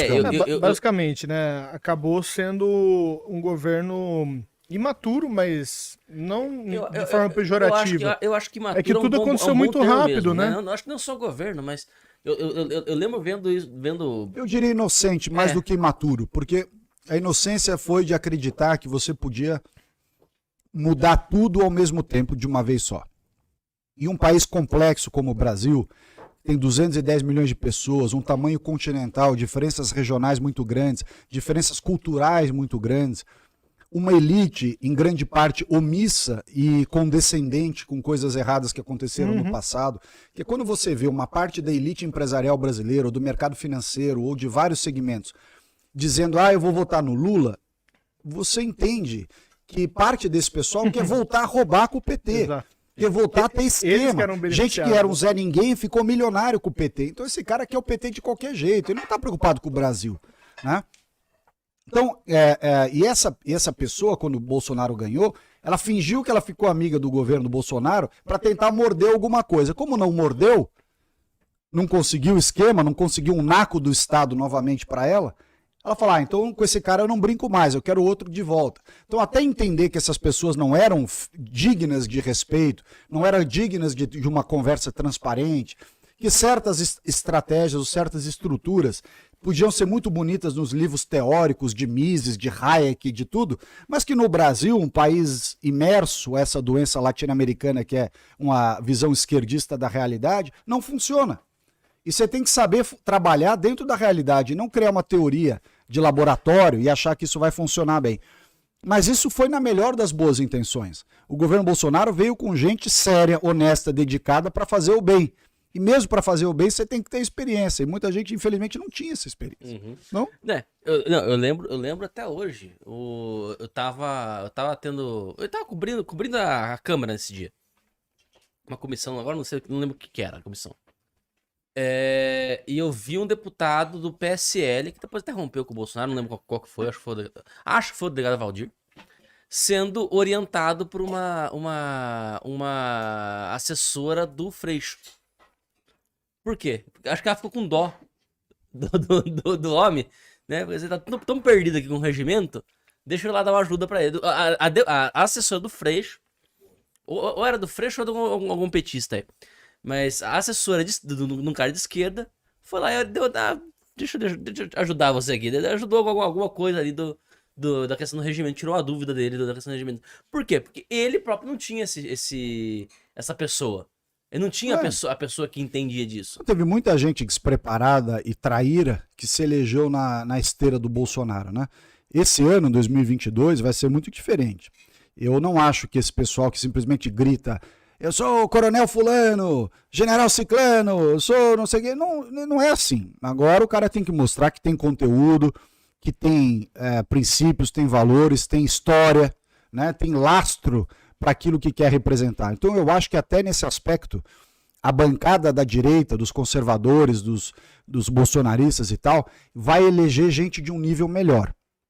Porque a sociedade enxergou em alguns que foram eleitos naquela onda bons parlamentares, e enxergou em outros um bando de porcaria, que só se elegeu porque usou delegado fulano, coronel ciclano, capitão isso, tenente aquilo. Enfim, chegou lá, o cara deu com o burro na água, entendeu? O cara bota o sobrenome Bolsonaro, né? O tiro dele bota Bolsonaro, enfim, né? Exato. É isso. Não. Isso aconteceu mesmo. Aconteceu muito. Então, não, de fato, né? Eu acho que isso que a direita tá passando é um pouco dor de crescimento mesmo, né? É normal, você teve a cereja do bolo antes do bolo estar pronto, entendeu? Nós elegemos, e ainda bem que elegemos, um presidente da República conservador, de direita, que soube encampar bem o sentimento e as propostas que a sociedade queria, mas que, pela rapidez da sua ascensão e da verdade das coisas que ele defendia, né, a sinceridade e tudo, chegou antes da tropa, né? O general chegou antes da tropa. Então, você não tinha tropa para ocupar o terreno inimigo. Ficou o general lá e a tropa ainda em formação. Para usar a linguagem que o presidente gosta, militar, a tropa não estava pronta. Agora a tropa está mais pronta. Talvez tenha tido, para poder chegar numa tropa mais pronta, algumas baixas, algumas reprovações, alguns foram rebaixados de posto, outros foram simplesmente expulsos, saíram do cenário, mas o fato é que a tropa hoje está mais pronta do que estava no passado. Então eu tenho para mim que é mais lógico, mais sincero, assim, mais consistente, a palavra é essa, consistente, você ter hoje uma direita eleita do que foi aquela direita de 2018 que acompanhou o Bolsonaro. O Bolsonaro precisa ser reeleito para o Brasil continuar no ritmo certo, e eu acho que as pessoas que virão com ele nessa eleição tem, na média, claro, na média, uma formação melhor do que aqueles que vieram em 2018.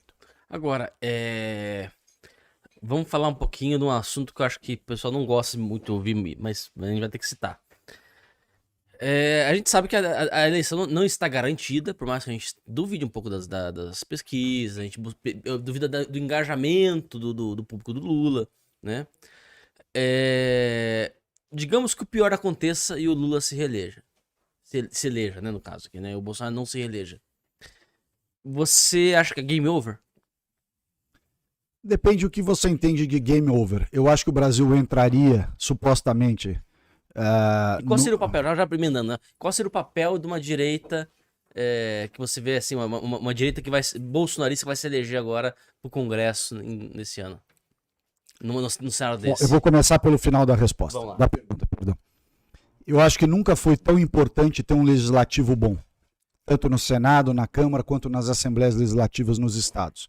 Por quê? Porque se nós tivermos um governo Bolsonaro no governo federal e governadores de estado da nossa linha, será muito importante ter um legislativo que apoie as boas iniciativas, que viabilize no Congresso Nacional e nas assembleias e no Senado essas boas iniciativas.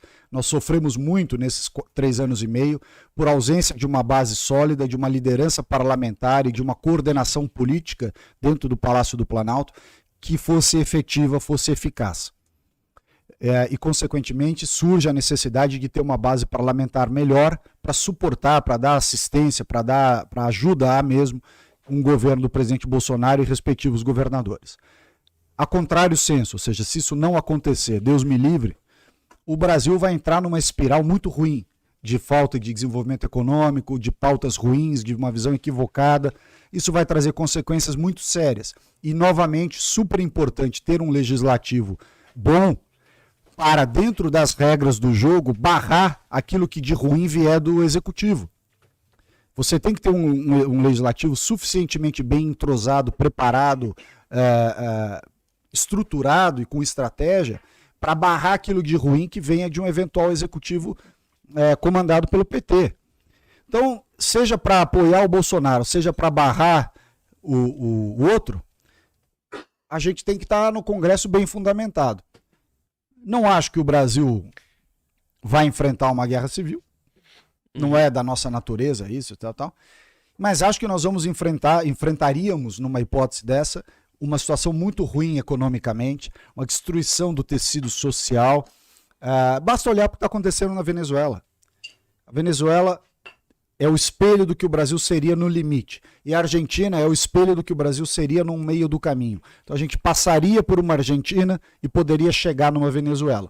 Claro que é mais difícil, o Brasil é um país maior, com muito mais gente, com instituições mais sólidas, mas a gente não pode esquecer que no governo da Dilma, o Brasil chegou muito perto de virar uma Venezuela. Portanto, não é um devaneio, não é uma ideia maluca dizer que isso aqui vai dar errado e vai dar problema. Porque o governo da Dilma estava dando problema e problemas sérios. Sim. De aumento da corrupção, da criminalidade, da inflação, da destruição da máquina pública, enfim, da escassez de produtos. Exatamente o que está acontecendo na Argentina. A Argentina de hoje era o governo, quase o governo da Dilma de ontem. Então a gente precisa ter essa noção e é isso que está em jogo. Não é a frescurinha que você gosta do Bolsonaro, do jeito que ele fala, das piadas dele, da roupa que ele usa, da camisa do Palmeiras. Não é isso. Inclusive, né, só colaborando aqui, né, nos capítulos finais ali do impeachment da Dilma, ela tentou, né, estabelecer o estado de defesa, se não me engano, né, que convocou as forças, né, para proteger o Estado, né, proteger basicamente o mandato dela. Né? Essa turma. O que foi negado, né? Mas realmente é um absurdo. Só colaborando mesmo, mas. Eu vou ao banheiro, fica à vontade. Você falou que era da ala ideológica, né? Né? Acredito que você concorda com isso? Você era assim, né? Da lei ideológica. Não sei se existem esses rótulos, porque também a imprensa criou, parte da imprensa, né? Criou esses rótulos. Mas esse rótulo para você.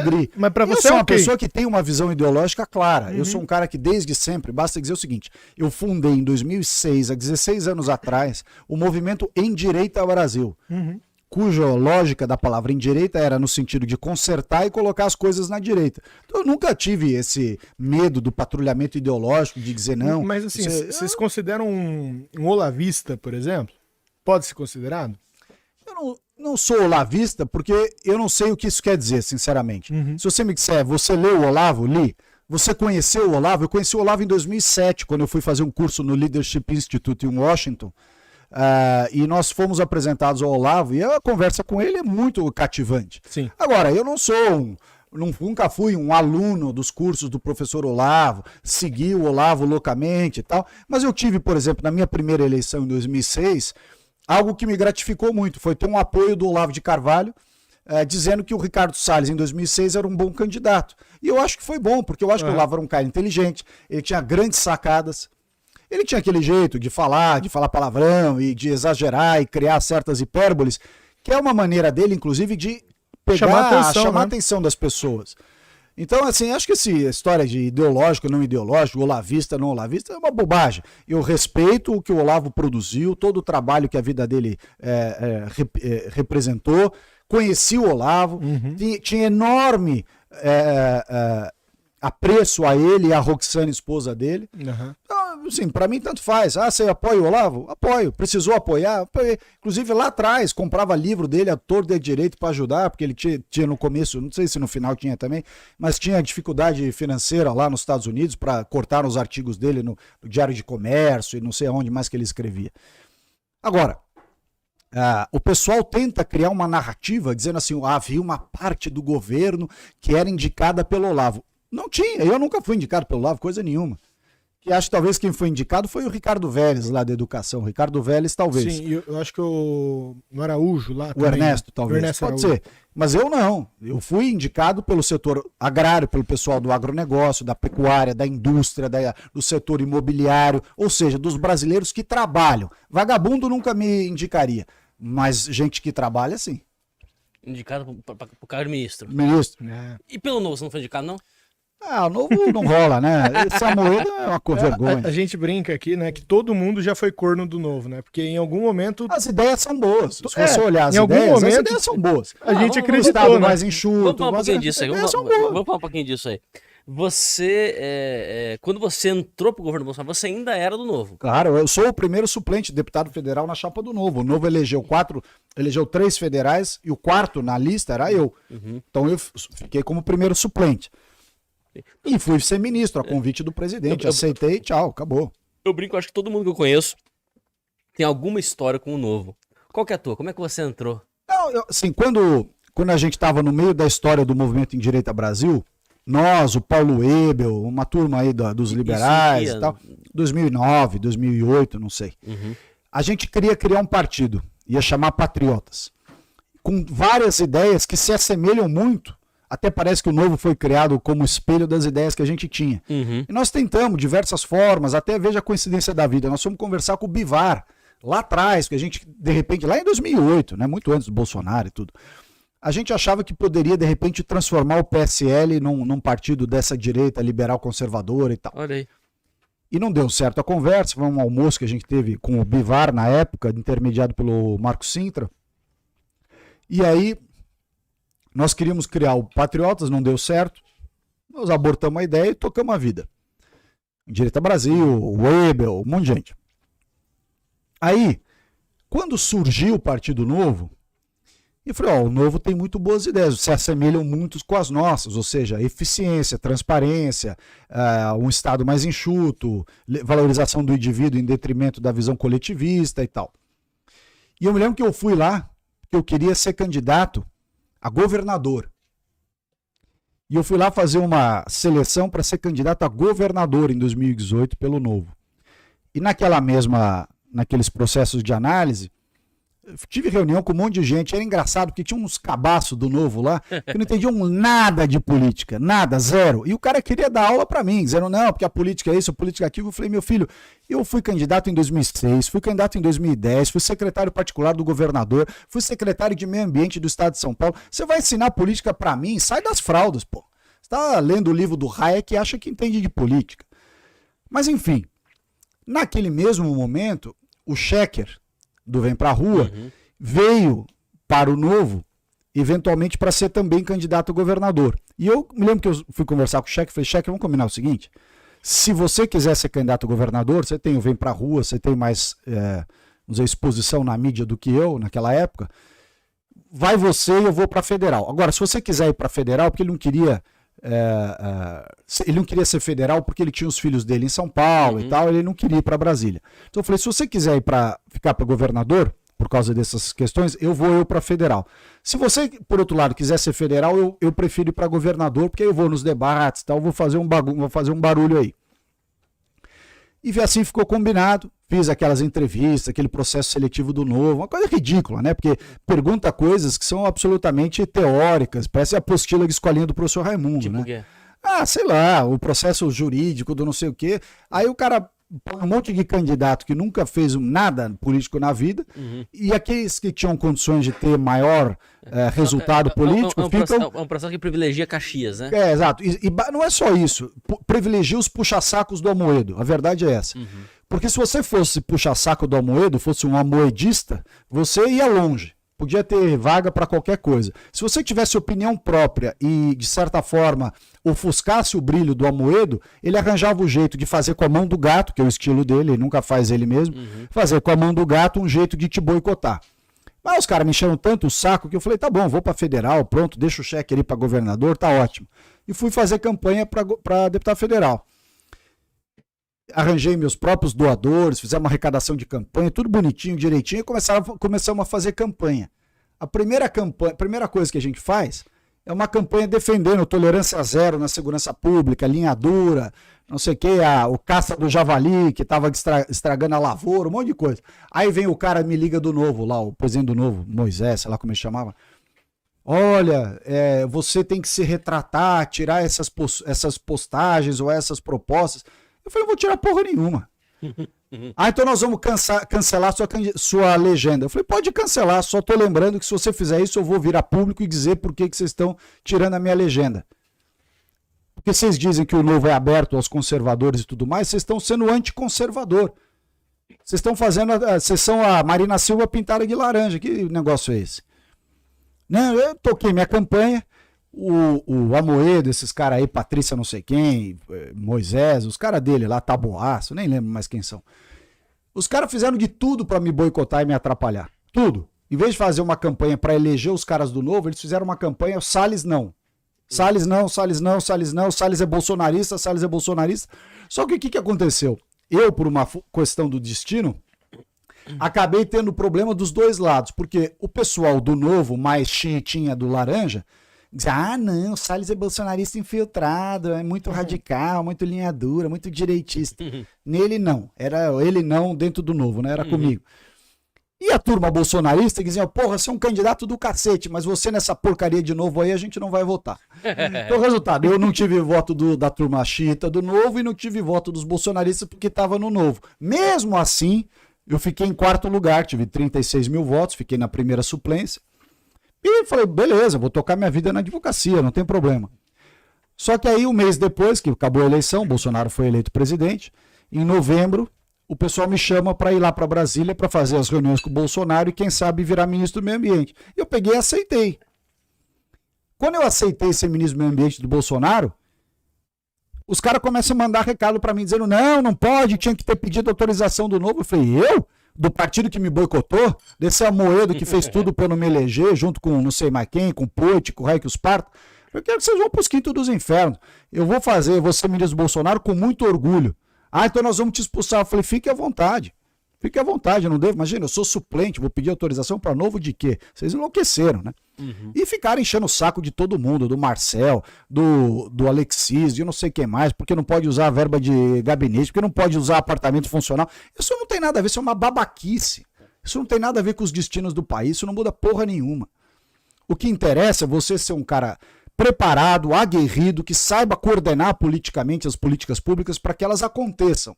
E não ficar nessas babaquices frescurite de Amoedo aí, entendeu?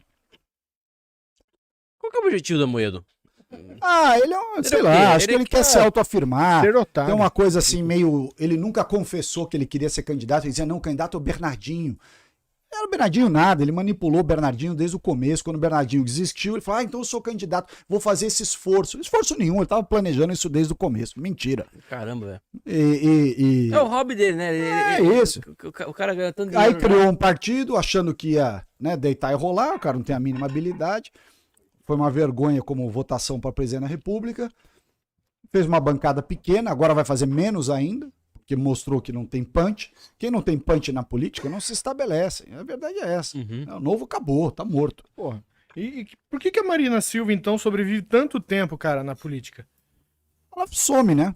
Ela hiberna 4 anos. Não, mas de 4 em 4 anos ela bate carteirinha, né? E zero punch aquilo ali, pelo amor de Deus, né?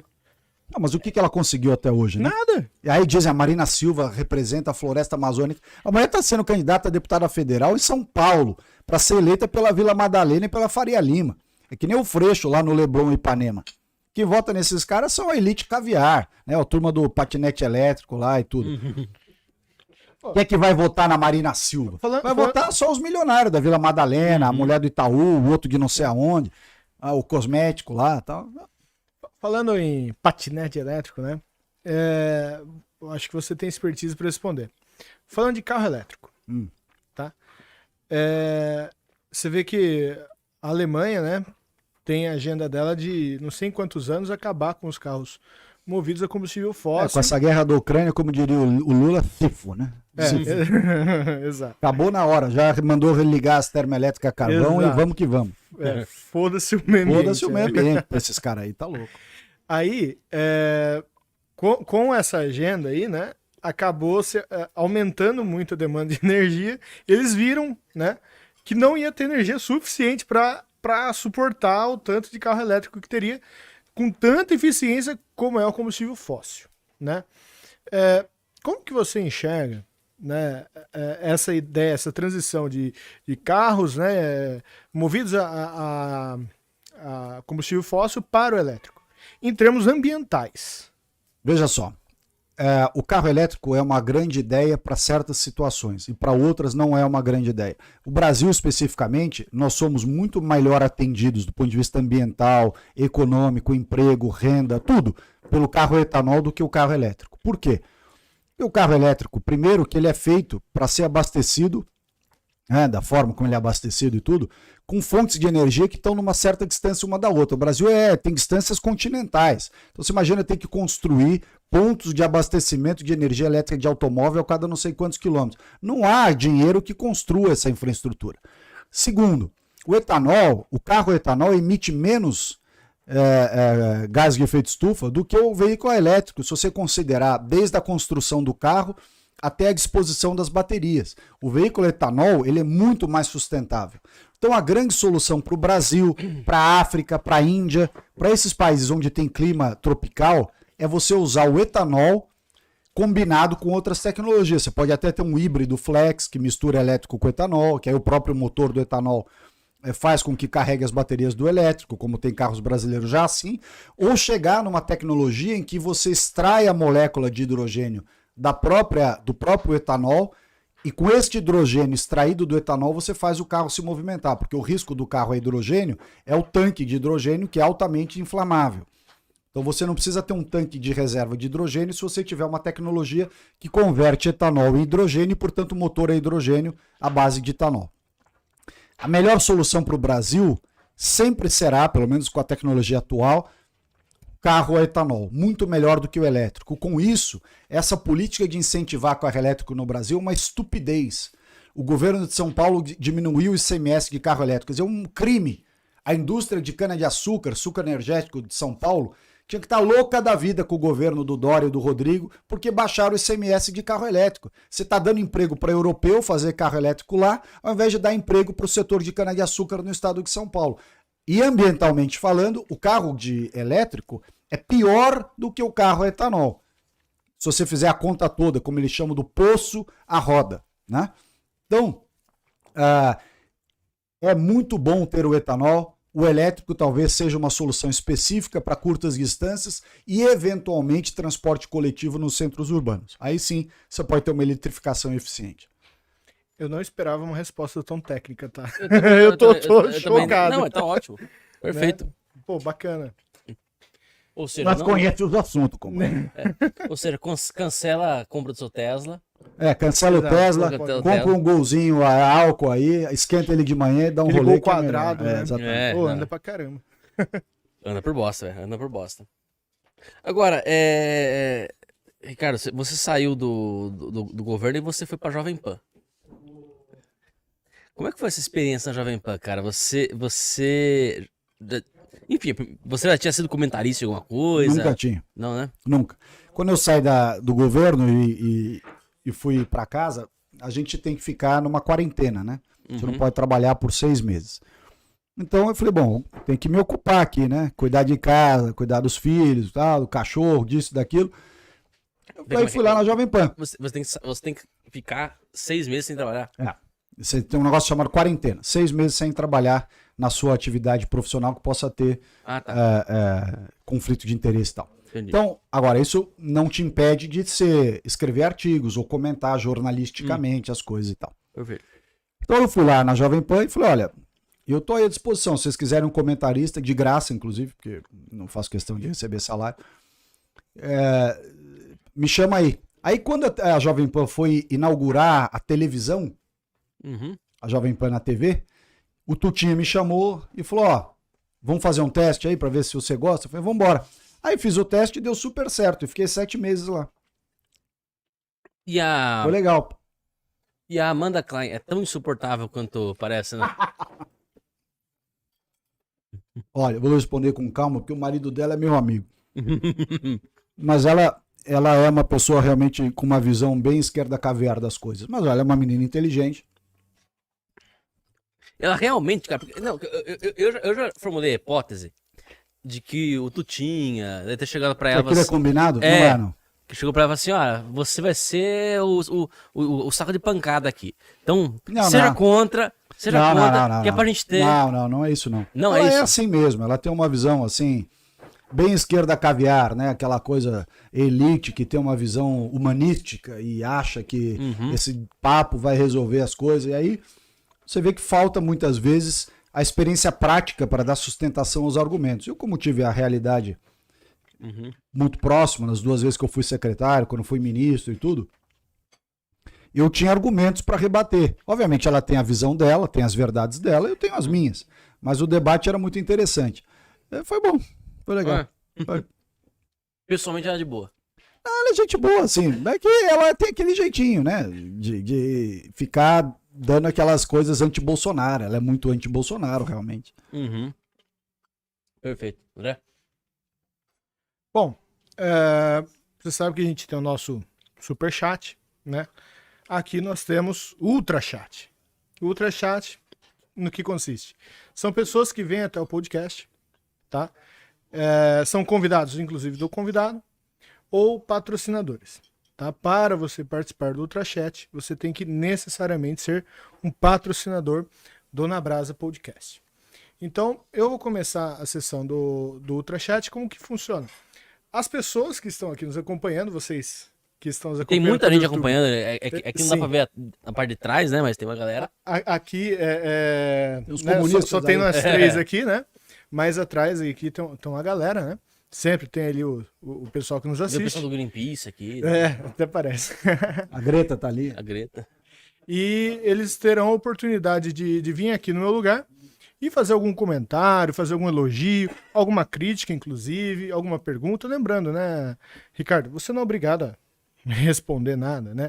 Você sinta-se à vontade também para conversar de fato com o pessoal do Ultrachat. Alguém quer começar? Vamos puxar a fila?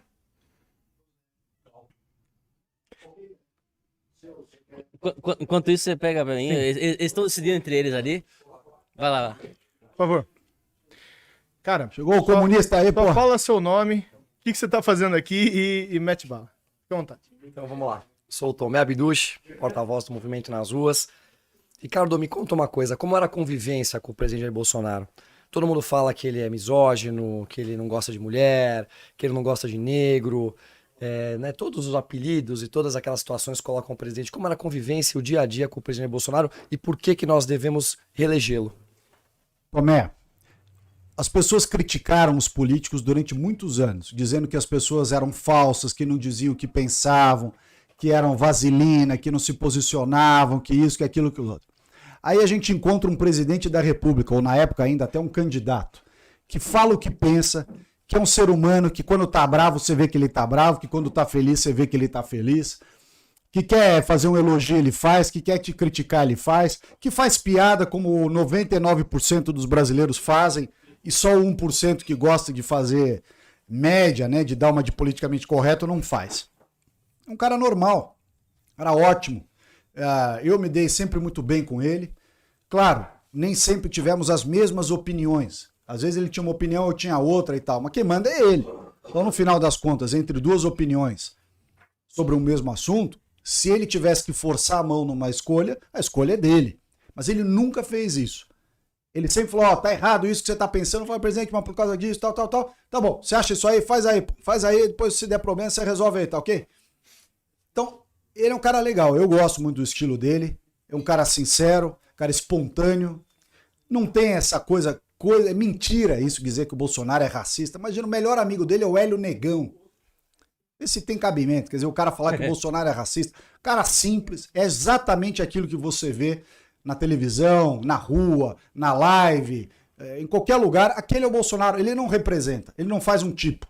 Ele não te abraça na televisão e depois vira a cara. Ele não escolhe a pessoa, como outros eventualmente fazem, escolhe a pessoa mais simples, mais pobre, mais não sei o que, pra ir lá dar um abraço só pra chamar atenção. Não, ele dá abraço em todo mundo. Do mais bonito ao mais feio, do mais rico ao mais pobre, do magrinho pro gordinho, não interessa. Ele é o jeito dele, espontâneo, e fala as bobagens que ele gosta de falar, como muita gente fala. É um ser humano normal. Então, assim, sinceramente, acho que foi uma baita experiência trabalhar com ele. E ele deu muita autonomia para os ministros, respeitou as questões técnicas. Eu acho que isso aí é algo, foi muito importante.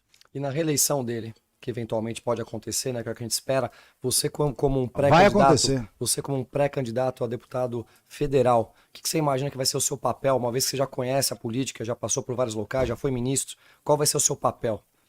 Olha, eu estou na campanha aqui do presidente porque deve é. Eu acho que ele é a opção muito melhor do que o Lula, sobre todos os aspectos, todos. Ele é um cara mais bacana, mais gente boa, mais honesto, que fez melhores coisas pelo Brasil, que tem melhores coisas para fazer pelo Brasil. Eu acho que não há comparação do Bolsonaro com a alternativa do Lula. E eu decidi ser pré-candidato a deputado federal porque eu acho que eu tenho experiência suficiente para ir lá ajudar o presidente, se eu for eleito, se o presidente for eleito, enfim, se as coisas acontecerem como eu acredito que são as melhores alternativas. Da mesma forma, eu sei que você é pré-candidato a deputado estadual e acho que tem que fazer a mesma coisa com São Paulo. São Paulo poderia ser uma máquina muito mais forte do que é o estado onde tem as melhores infraestruturas, as melhores faculdades, os melhores isso, melhor aquilo, e a gente está um pouquinho melhor que os outros só. Por quê? Porque faltou coragem, faltou perseverança, faltou uma visão clara do que é ser um Estado empreendedor, capitalista, que põe bandido no seu devido lugar, que trata bandido, como cidadão de bem. Ou seja, essa é uma situação que nós todos, brasileiros decentes, de verde e amarelo, homens e mulheres, jovens, pessoas de idade, enfim, temos que nos engajar em cuidar do país, porque senão a vagabundagem toma conta e a gente está vendo o que está acontecendo na Argentina, em Cuba, no Chile, na Venezuela, etc. Pô, Ricardo, você tem o meu respeito, eu acho que o respeito da grande maioria dos brasileiros de bem desse país. Obrigado, Valeu. Tomé. Show de bola. Isso aí, temos mais Ultrachat. Quem se habilita? Vamos lá. Só informando o pessoal, né, que... A gente fala que é na brasa, porque na brasa mesmo, né? A gente tem o Ricardo na brasa, cara. Tá assando aqui a batatinha dele. Só explicar pro pessoal, tá? Logo a gente vai divulgar pra vocês como vocês fazem pra estar aqui com a gente e pra participar do Ultrachat também, tá? Pessoal, meu nome é Eduardo Camargo, mais conhecido por Dadão. Faço parte da equipe do Ricardo Salles e queria uma orientação de como convencer e como abordar para a gente ter mais adeptos e apoiar o nosso presidente Bolsonaro. Dadão, é uma questão de bom senso. Eu acho que nós temos dois grupos na sociedade brasileira muito consolidados. Aqueles que são convictamente de direitas, bolsonaristas, aqueles que vão apoiar o presidente, já estão convencidos. E você tem uma outra ponta, que é o pessoal que, por uma série de deturpações morais, éticas, econômicas e sociológicas, vão apoiar o bandido. Mas há um meio do caminho. Pessoas que estão na dúvida, que estão desinformadas e tal, fazer um apelo realmente ao bom senso, sabe? Um sentimento de pátria realmente, um sentimento de que há certas críticas que são frescurite, há certas críticas que são mimimi, entendeu? Isso não define a melhor opção. A melhor opção é o que a gente está vendo, um governo que foi gente capacitada, técnica, honesta, que nós estamos há quase 4 anos de governo, todas as estatais passaram a dar lucro, todos os bancos públicos passaram a dar lucro, não há um escândalo de corrupção relevante, tem essas denúnciazinhas, mas perto do que o PT fez, ainda que uma denúncia ou outra possa ter algum grau de verdade, que pode ser que nem tenha. Isso é besteira perto do que o PT fez. O PT empastelou o nosso país. Foram centenas e centenas de bilhões de reais roubados, aparelhados, destruídos, conceitos de família destruídos, aparelhamento. Eles são contra o direito à legítima defesa. Eles são contra tudo que a gente acredita de direito de propriedade. Eles apoiam o MST, o MTST, a liberação total das drogas. Quer dizer, vai virar a casa da mãe Joana isso aqui. Então, a pessoa que, eu tô com um nojinho do Bolsonaro, engole o nojinho aí, entendeu? Pensa no Brasil, nos seus filhos, nos seus netos e fala, ainda que eu preferisse eventualmente ter um outro candidato, vou votar entre esses dois, um que é muito melhor, não tem dúvida, que é o Bolsonaro. Esquece. Não tem comparação entre um e outro. Não tem comparação possível. Nem em termos de ética, nem em termos de equipe, nem em termos de preparo, nem em termos de nada. Nada. Não há a menor comparação. Né? Olha em volta o que o PT deixou no Brasil, a Dilma, os escândalos, a destruição, tudo.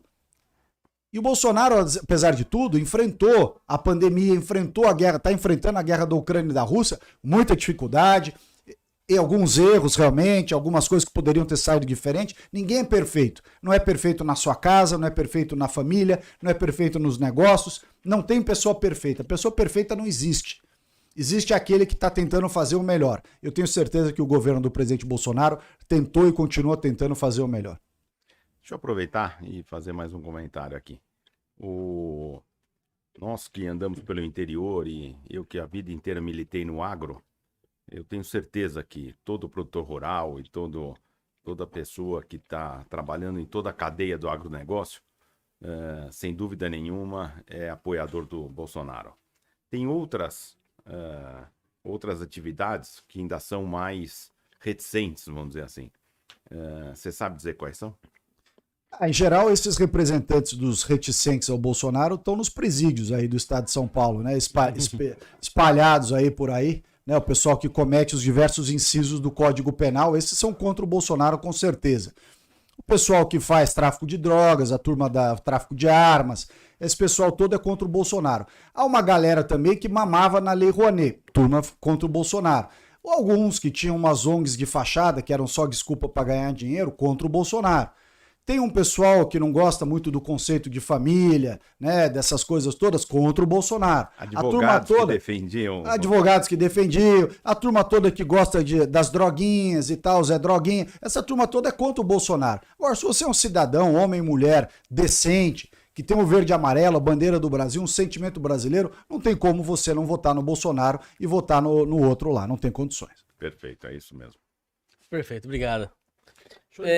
Ricardo, e aí, o que você achou do Ultrachat? Ótimo, perfeito. Tem mais... Tá funcionando muito bem. Antes da gente começar o próximo, tem um pessoal aqui perguntando o seguinte: Ricardo, fala um pouquinho sobre o ESG e o perigo dessa iniciativa. ESG é uma parada que tira o som da gente, né? O ESG, os enganadores sempre ganham, né? Quer dizer, veja, criou-se uma narrativa. Environment, né? Environment, Social and Governance. Né? Criou-se um selo que é para dizer que tudo que a empresa faz, que as pessoas fazem, tem que ter o selo ESG, que é se preocupar com o environment, né, meio ambiente, social, que é o social, e governance, que é você ter uma governança sobre tudo. Só que isso são palavras vazias, se você não tiver exatamente que visão de meio ambiente é essa que você vai defender. Que visão social que você vai defender e que visão de governança você está defendendo. Porque a palavra environment, por si só, não explica nada. A palavra social, por si só, não explica nada. E a palavra governance também não explica nada. Mesmo. E eu vou dizer por que essas coisas não explicam nada. Quando houve, em 2020, aquele período de pressão sobre o desmatamento brasileiro e vários fundos estrangeiros, aquele pessoal que tem jatinho, mora em Nova York, tem Rolls Royce e tudo mais, escreveram cartas indignadas contra o governo do Bolsonaro. E aí teve uns babacas aqui no Brasil também, que fizeram uma carta, né? O pessoal aí fizeram uma carta se rebelando contra a questão do desmatamento e não sei o que, bababá, bababá. Isso, obviamente, que a esquerdalha toda repercute, né? Como se fosse algo assim muito sério e tal, daquela carta. E aí o vice-presidente Mourão fez uma reunião lá no Conselho da Amazônia, chamou o ministro de Minas e Energia, me chamou o ministro da Defesa, ministro da Justiça, ministro da Agricultura e tal, para ouvir esse pessoal. Eram 3 pessoas. E um discurso só enrolação. Não, vamos estar construindo uma visão sobre o meio ambiente e com isso uma forma de ajudar cadeias produtivas daqueles que vão estar fazendo uma mudança. Só enrolação, só embromation. E eu me lembro que eu peguei na época a lista dos parques, do Adoption Park. Cheguei na reunião porque eu estava cansado de ouvir aquela abobrinha. Eu falei, chega dessa conversa mole aqui. Isso aí é muito bonito para relatório de sustentabilidade, para relatório de ESG, para fazer reunião lá em Nova York regado a vinho de $10 mil a garrafa, mas aqui está a lista dos parques da Amazônia. Quem realmente quiser fazer alguma coisa de concreto e sair desse lero-lero aí que não vale para nada, adota um parque, tá aqui, ó. Tem parque de tudo quanto é tamanho, 132 unidades de conservação, vocês aí, cada um escolhe um, que vocês têm dinheiro pra caramba, e eu quero ver quem vai cuidar de verdade. Isso aqui não é para arrecadar dinheiro para o governo, vocês mesmos vão gastar o dinheiro. Sabe quantos parques aqueles da sala adotaram? Nenhum. Então o ESG é um baita de um marketing, entendeu? Isso é uma farsa. Se você não disser exatamente qual é o environment, qual é a perspectiva de environment que está sendo tratada, qual é a perspectiva de social que está sendo tratada, qual é a perspectiva de governance que está sendo tratada. É uma sigla vazia para fazer média, para lançar ação na bolsa, para fazer relatório de sustentabilidade, para dar uma de bonitinho, cheirosinho. Se você não disser o que é efetivamente o ESG que você está falando. Agora, se você tiver uma boa visão de ESG e ela tiver sustentabilidade, for lógica, respeitar a lógica do capitalismo, da dinâmica das pessoas e tudo mais, é uma boa coisa. Mas eu até hoje não vi nenhum com essa lógica tangível do ESG. Acho que como tudo aquilo que os globalistas, né, vamos dar o nome aos bois, né, os globalistas costumam fazer. Os chatos, né, é uma boa ideia mal cooptada, né? Mal intencionada. Isso é uma boa ideia, porque você ficar gastando tempo para criar esses grupos de governança de ESG dentro das empresas, aí você faz um board, esse board tem que ter uma multiplicidade de gênero, cores, raças, idades. Porra, desculpa, não enche o saco, meu. Vai trabalhar, gerar emprego que é melhor, você cuida melhor da sociedade, entendeu? Convertendo lucro em mais empregos, mais investimento. Para de blá blá blá. Pra todas as camadas, muita gente chata do caramba. Boa. Bom, temos mais Próximo Ultrachat? Pode vir pra cá.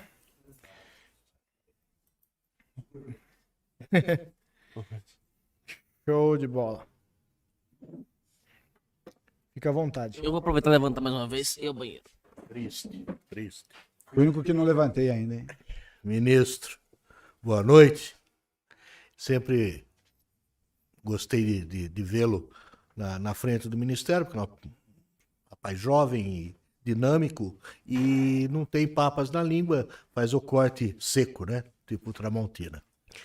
Agora eu queria que você desse sua opinião sobre o armamento. O porquê que nós, cidadãos, devemos ter armas. Qual é a segurança que a arma para um cidadão vai trazer o benefício disso tudo? Vamos lá. Existem 2 tipos de direitos das pessoas. O direito construído pela sociedade, né? A sociedade desenvolve ideias, teorias e filosofias, e aí se você for do mundo árabe, islâmico, você tem uma linha, nos católicos você tem outra linha, nos orientais outra linha, nos hindus outra linha, né? Mas isso são coisas criadas pelo ser humano. E há, por outro lado, uma coisa chamada direito natural. Ou seja, é a natureza que te confere esse direito. É a sua existência que te confere esse direito. São, claro, direitos muito mais básicos, fundamentais, e que a própria natureza, o fato de você existir, já te confere esse direito. E um dos direitos naturais do ser humano é o direito à legítima defesa. Você tem direito de se defender contra uma agressão a você, à sua família, ao seu patrimônio, aos seus valores. E aí a sociedade convencionou formas de você executar o seu direito natural à legítima defesa. Então, uma das maneiras de você se defender é você ter os meios para se defender. Se você está com a sua propriedade ameaçada, com a sua vida ameaçada, a vida dos seus familiares ameaçada, você tem que ter os meios para se defender. Não adianta falar, joga um desodorante nele, pega esse vaso de planta aqui, joga nele, não adianta nada. Você terá, nesse caso, uma falsa sensação de legítima defesa. Porque a legítima defesa pressupõe que você realmente se defende, que você tem meios para impedir aquela injusta agressão. Qual é a forma de você impedir uma injusta agressão de uma pessoa que vem te atacar com uma arma, etc? Você tem uma arma também. É seu direito de você se defender. Um direito natural. Ninguém tem que te dar ou te tirar esse direito. Esse direito é seu. Você nasce com ele e você morre com ele. Esse direito. Direito natural. Então o que acontece? Tem gente que não quer ter arma. Que optou por chamar a polícia, por rezar uma Ave Maria, por, sei lá, pedir desculpa pro ladrão porque ele é rico e o outro não. Sei lá. E os outros dizem, olha, se o cara vier para cima de mim, da minha família, do meu patrimônio, eu vou me defender. Mas você não devia reagir, isso é problema meu. A decisão sobre o livre-arbítrio que você tem sobre se defender ou não é seu. Ninguém pode se substituir ao seu livre-arbítrio. Claro, dentro do bom senso e equilíbrio, mas esse livre-arbítrio é seu. E para você poder, portanto, exercer o seu direito à legítima defesa, você tem que ter os meios. E os meios, em outras palavras, são armas. Se você não tem uma arma para se defender, como é que você vai se defender? Com palavras, com jogar o desodorante, o vaso de planta, a cartilha do PSOL, as flores do Fernando Henrique? Não adianta. É ridículo. Mas as armas matam. Bom, carro também mata. Né? Inseticida mata. Gordura mata. Quanto morre de gente que come gordura aí, tem infarto. Então não é por aí. Quem mata, na verdade, é quem usa a arma. Então você tem que treinar as pessoas, tem que ter um exame psicotécnico. Eu não sou favorável a uma liberação completa e absoluta. Não sou. Mas também não sou favorável a você criar regras quase intransponíveis para fingir que a pessoa tem o direito à legítima defesa, mas na prática ela não consegue, né, vencer esses obstáculos regulatórios e burocráticos que um monte de esquerdinha, melancia, coloca para não deixar você ter o pleno direito à legítima defesa assegurado, que é ter uma arma, seja em casa ou, se você tiver capacidade para isso e tiver necessidade, o porte. E você acha que isso vai diminuir a violência? Bom, basta você pensar o seguinte, se você fosse um ladrão, tivesse duas casas para entrar, uma com a pomba do Sou da Paz e a outra dizendo somos colecionadores de armas, temos bastante munição, pense bem, qual que você vai entrar? Só se você quiser se suicidar, você entra do cara tá armado. Né? Se você for uma pessoa minimamente inteligente, ladrão em geral, sabe fazer a relação risco-retorno, ele vai entrar na casa da pombinha do Sou da Paz, é óbvio. É óbvio. Então, não tem dúvida que se as pessoas tiverem condições de ter, capacidade técnica e psicológica para ter, devem ter. E quem não quiser ter, não tem obrigação de ter. Diz com 90, chama a polícia, liga lá pro Freixo, faz o que quiser. Mas quem quer ter e sabe ter e está pronto para o embate, é seu direito de exercer legitimamente o seu direito de defesa. Muito obrigado, ministro. Eu só queria que tivesse um pouquinho mais de paciência, que eu tenho um amigo que veio de fora justamente para te conhecer. Também sempre nós comentávamos comunista, de você. Comunista? Não existe amigo comunista. Então ele veio de fora para conhecer você pessoalmente. É o cachorro ou não? Não é o cachorro. É um, mas não esse que latiu. Por favor. Muito obrigado.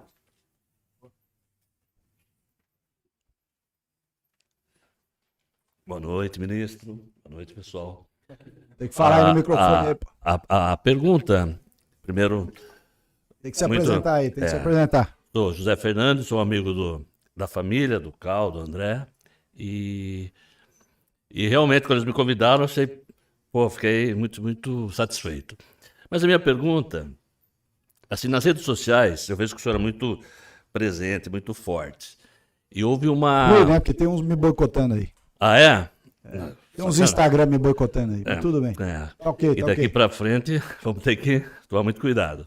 Mas é o seguinte, houve uma solicitação muito forte nas redes sociais, especialmente mesmo no Instagram, e a respeito do senhor concorrer ao Senado.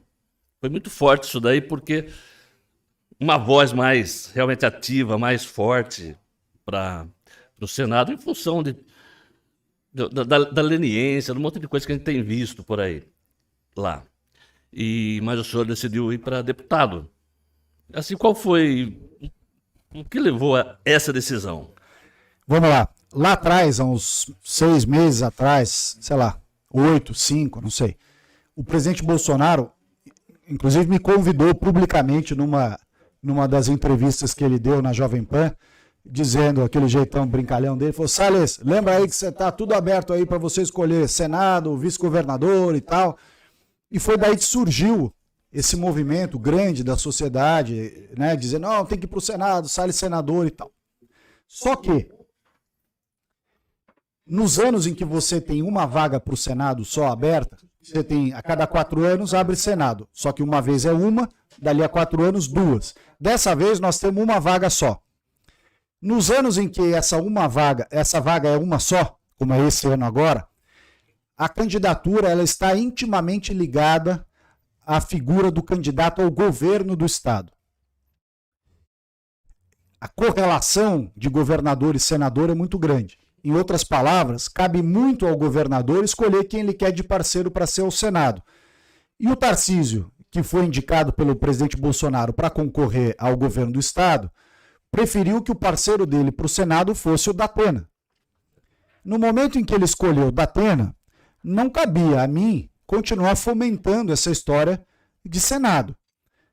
Só que eu tomei aquela decisão e disse a muitas pessoas, olha, a partir do momento que eu tomo a decisão de colocar de lado essa ideia de Senado e concorrer a deputado federal, ela é uma decisão irrevogável. Eu não vou voltar atrás, com o Datena desistindo ou não. Por quê? Porque as campanhas são diferentes. A maneira de estruturar, a maneira de pensar, de agir, de comunicar, é muito diferente para deputado federal e senador. Então não dá para você pensar em ser candidato ou pré-candidato a deputado federal e nos 45 do segundo tempo virar chavinha e virar senador. Então a partir do momento que escolheu ser o Datena, eu falei, ó, então eu tô fora. Respeito a decisão de ser o Datena, se for ele, ok, se ele desistir, vocês escolham outro. Mas eu vou tocar a pré-candidatura a deputado federal. E pelo que eu soube hoje, o próprio Tarcísio já anunciou que, em substituição ao Datena, quem deve ser candidato é o Marcos Pontes, o astronauta, que eu acho um bom nome. Foi meu colega, ministro com a gente lá em Brasília, é um cara em ordem, um cara decente, e que vai fazer uma campanha alinhada com o presidente Bolsonaro. Então, nesse aspecto, eu toco a minha pré-candidatura a deputado federal e vamos em frente, vamos em frente. Como eu já disse aqui, é importante o Congresso, seja na Câmara, seja no Senado, dar essa sustentação ao presidente Bolsonaro aí. Perfeito. Bom, pessoal, foca aqui em mim, Rafão. Muito bom.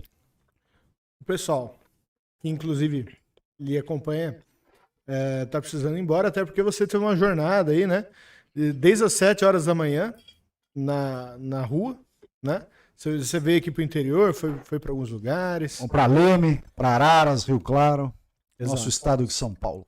E vão voltar para São Paulo, né? Isso aí. Visando até a segurança aí, o descanso aí, pô, sábado, né, Ricardo? Eu agradeço muito mesmo, gostaria de estender muito mais aí o nosso bate-papo, mas eu acho que a gente pode marcar umas outras oportunidades também, Com certeza. né? De minha parte, adorei, Ítalo, achei maravilhoso. Show de bola. Gostei mesmo, para mim foi uma diversão. E de você? Gostou? A carne estava boa? Bate-papo? Carne cerveja? excepcional, companhia ótima, grande bate-papo e agradecer a vocês mais uma vez essa oportunidade de estar aqui. O Na Brasa, enfim, o HZB, né, os homens zica bolsonaristas aí, nota 10. E convidem mais vezes, que foi um prazer enorme. Próxima vez eu chego até com mais fome aqui, que eu vou arrematar essa carne toda. Não, bacana. E sabendo que você, gosta das armas, né? Aqui em Rio Claro tem ótimos lugares para atirar. Eu sou atirador também. Convido você também um dia para a gente atirar junto. E na próxima oportunidade você volta pro Na Brasa, tá? Muitíssimo obrigado, viu, Ricardo? Foi um prazer imenso. Posso dar para encerrar, Ítalo? Quer fazer mais alguma consideração? Não, manda ver. Então, beleza. O pessoal do Grupo Rio Claro também, agradecer. Um abraço a todos aí de Rio Gabriel. Claro. Gabriel em especial. Foi bom. Show de bola. Pessoal, então eu vou dar por encerrado. Muitíssimo obrigado. Obrigado por todo o envolvimento, né? Obrigado, pessoal do Ultra Chat, né? Bastante gente aqui, é muito gostosa essa interação. Então, agora 9h22, vamos encerrar o nosso episódio. Muito obrigado. Valeu! Valeu! Aí.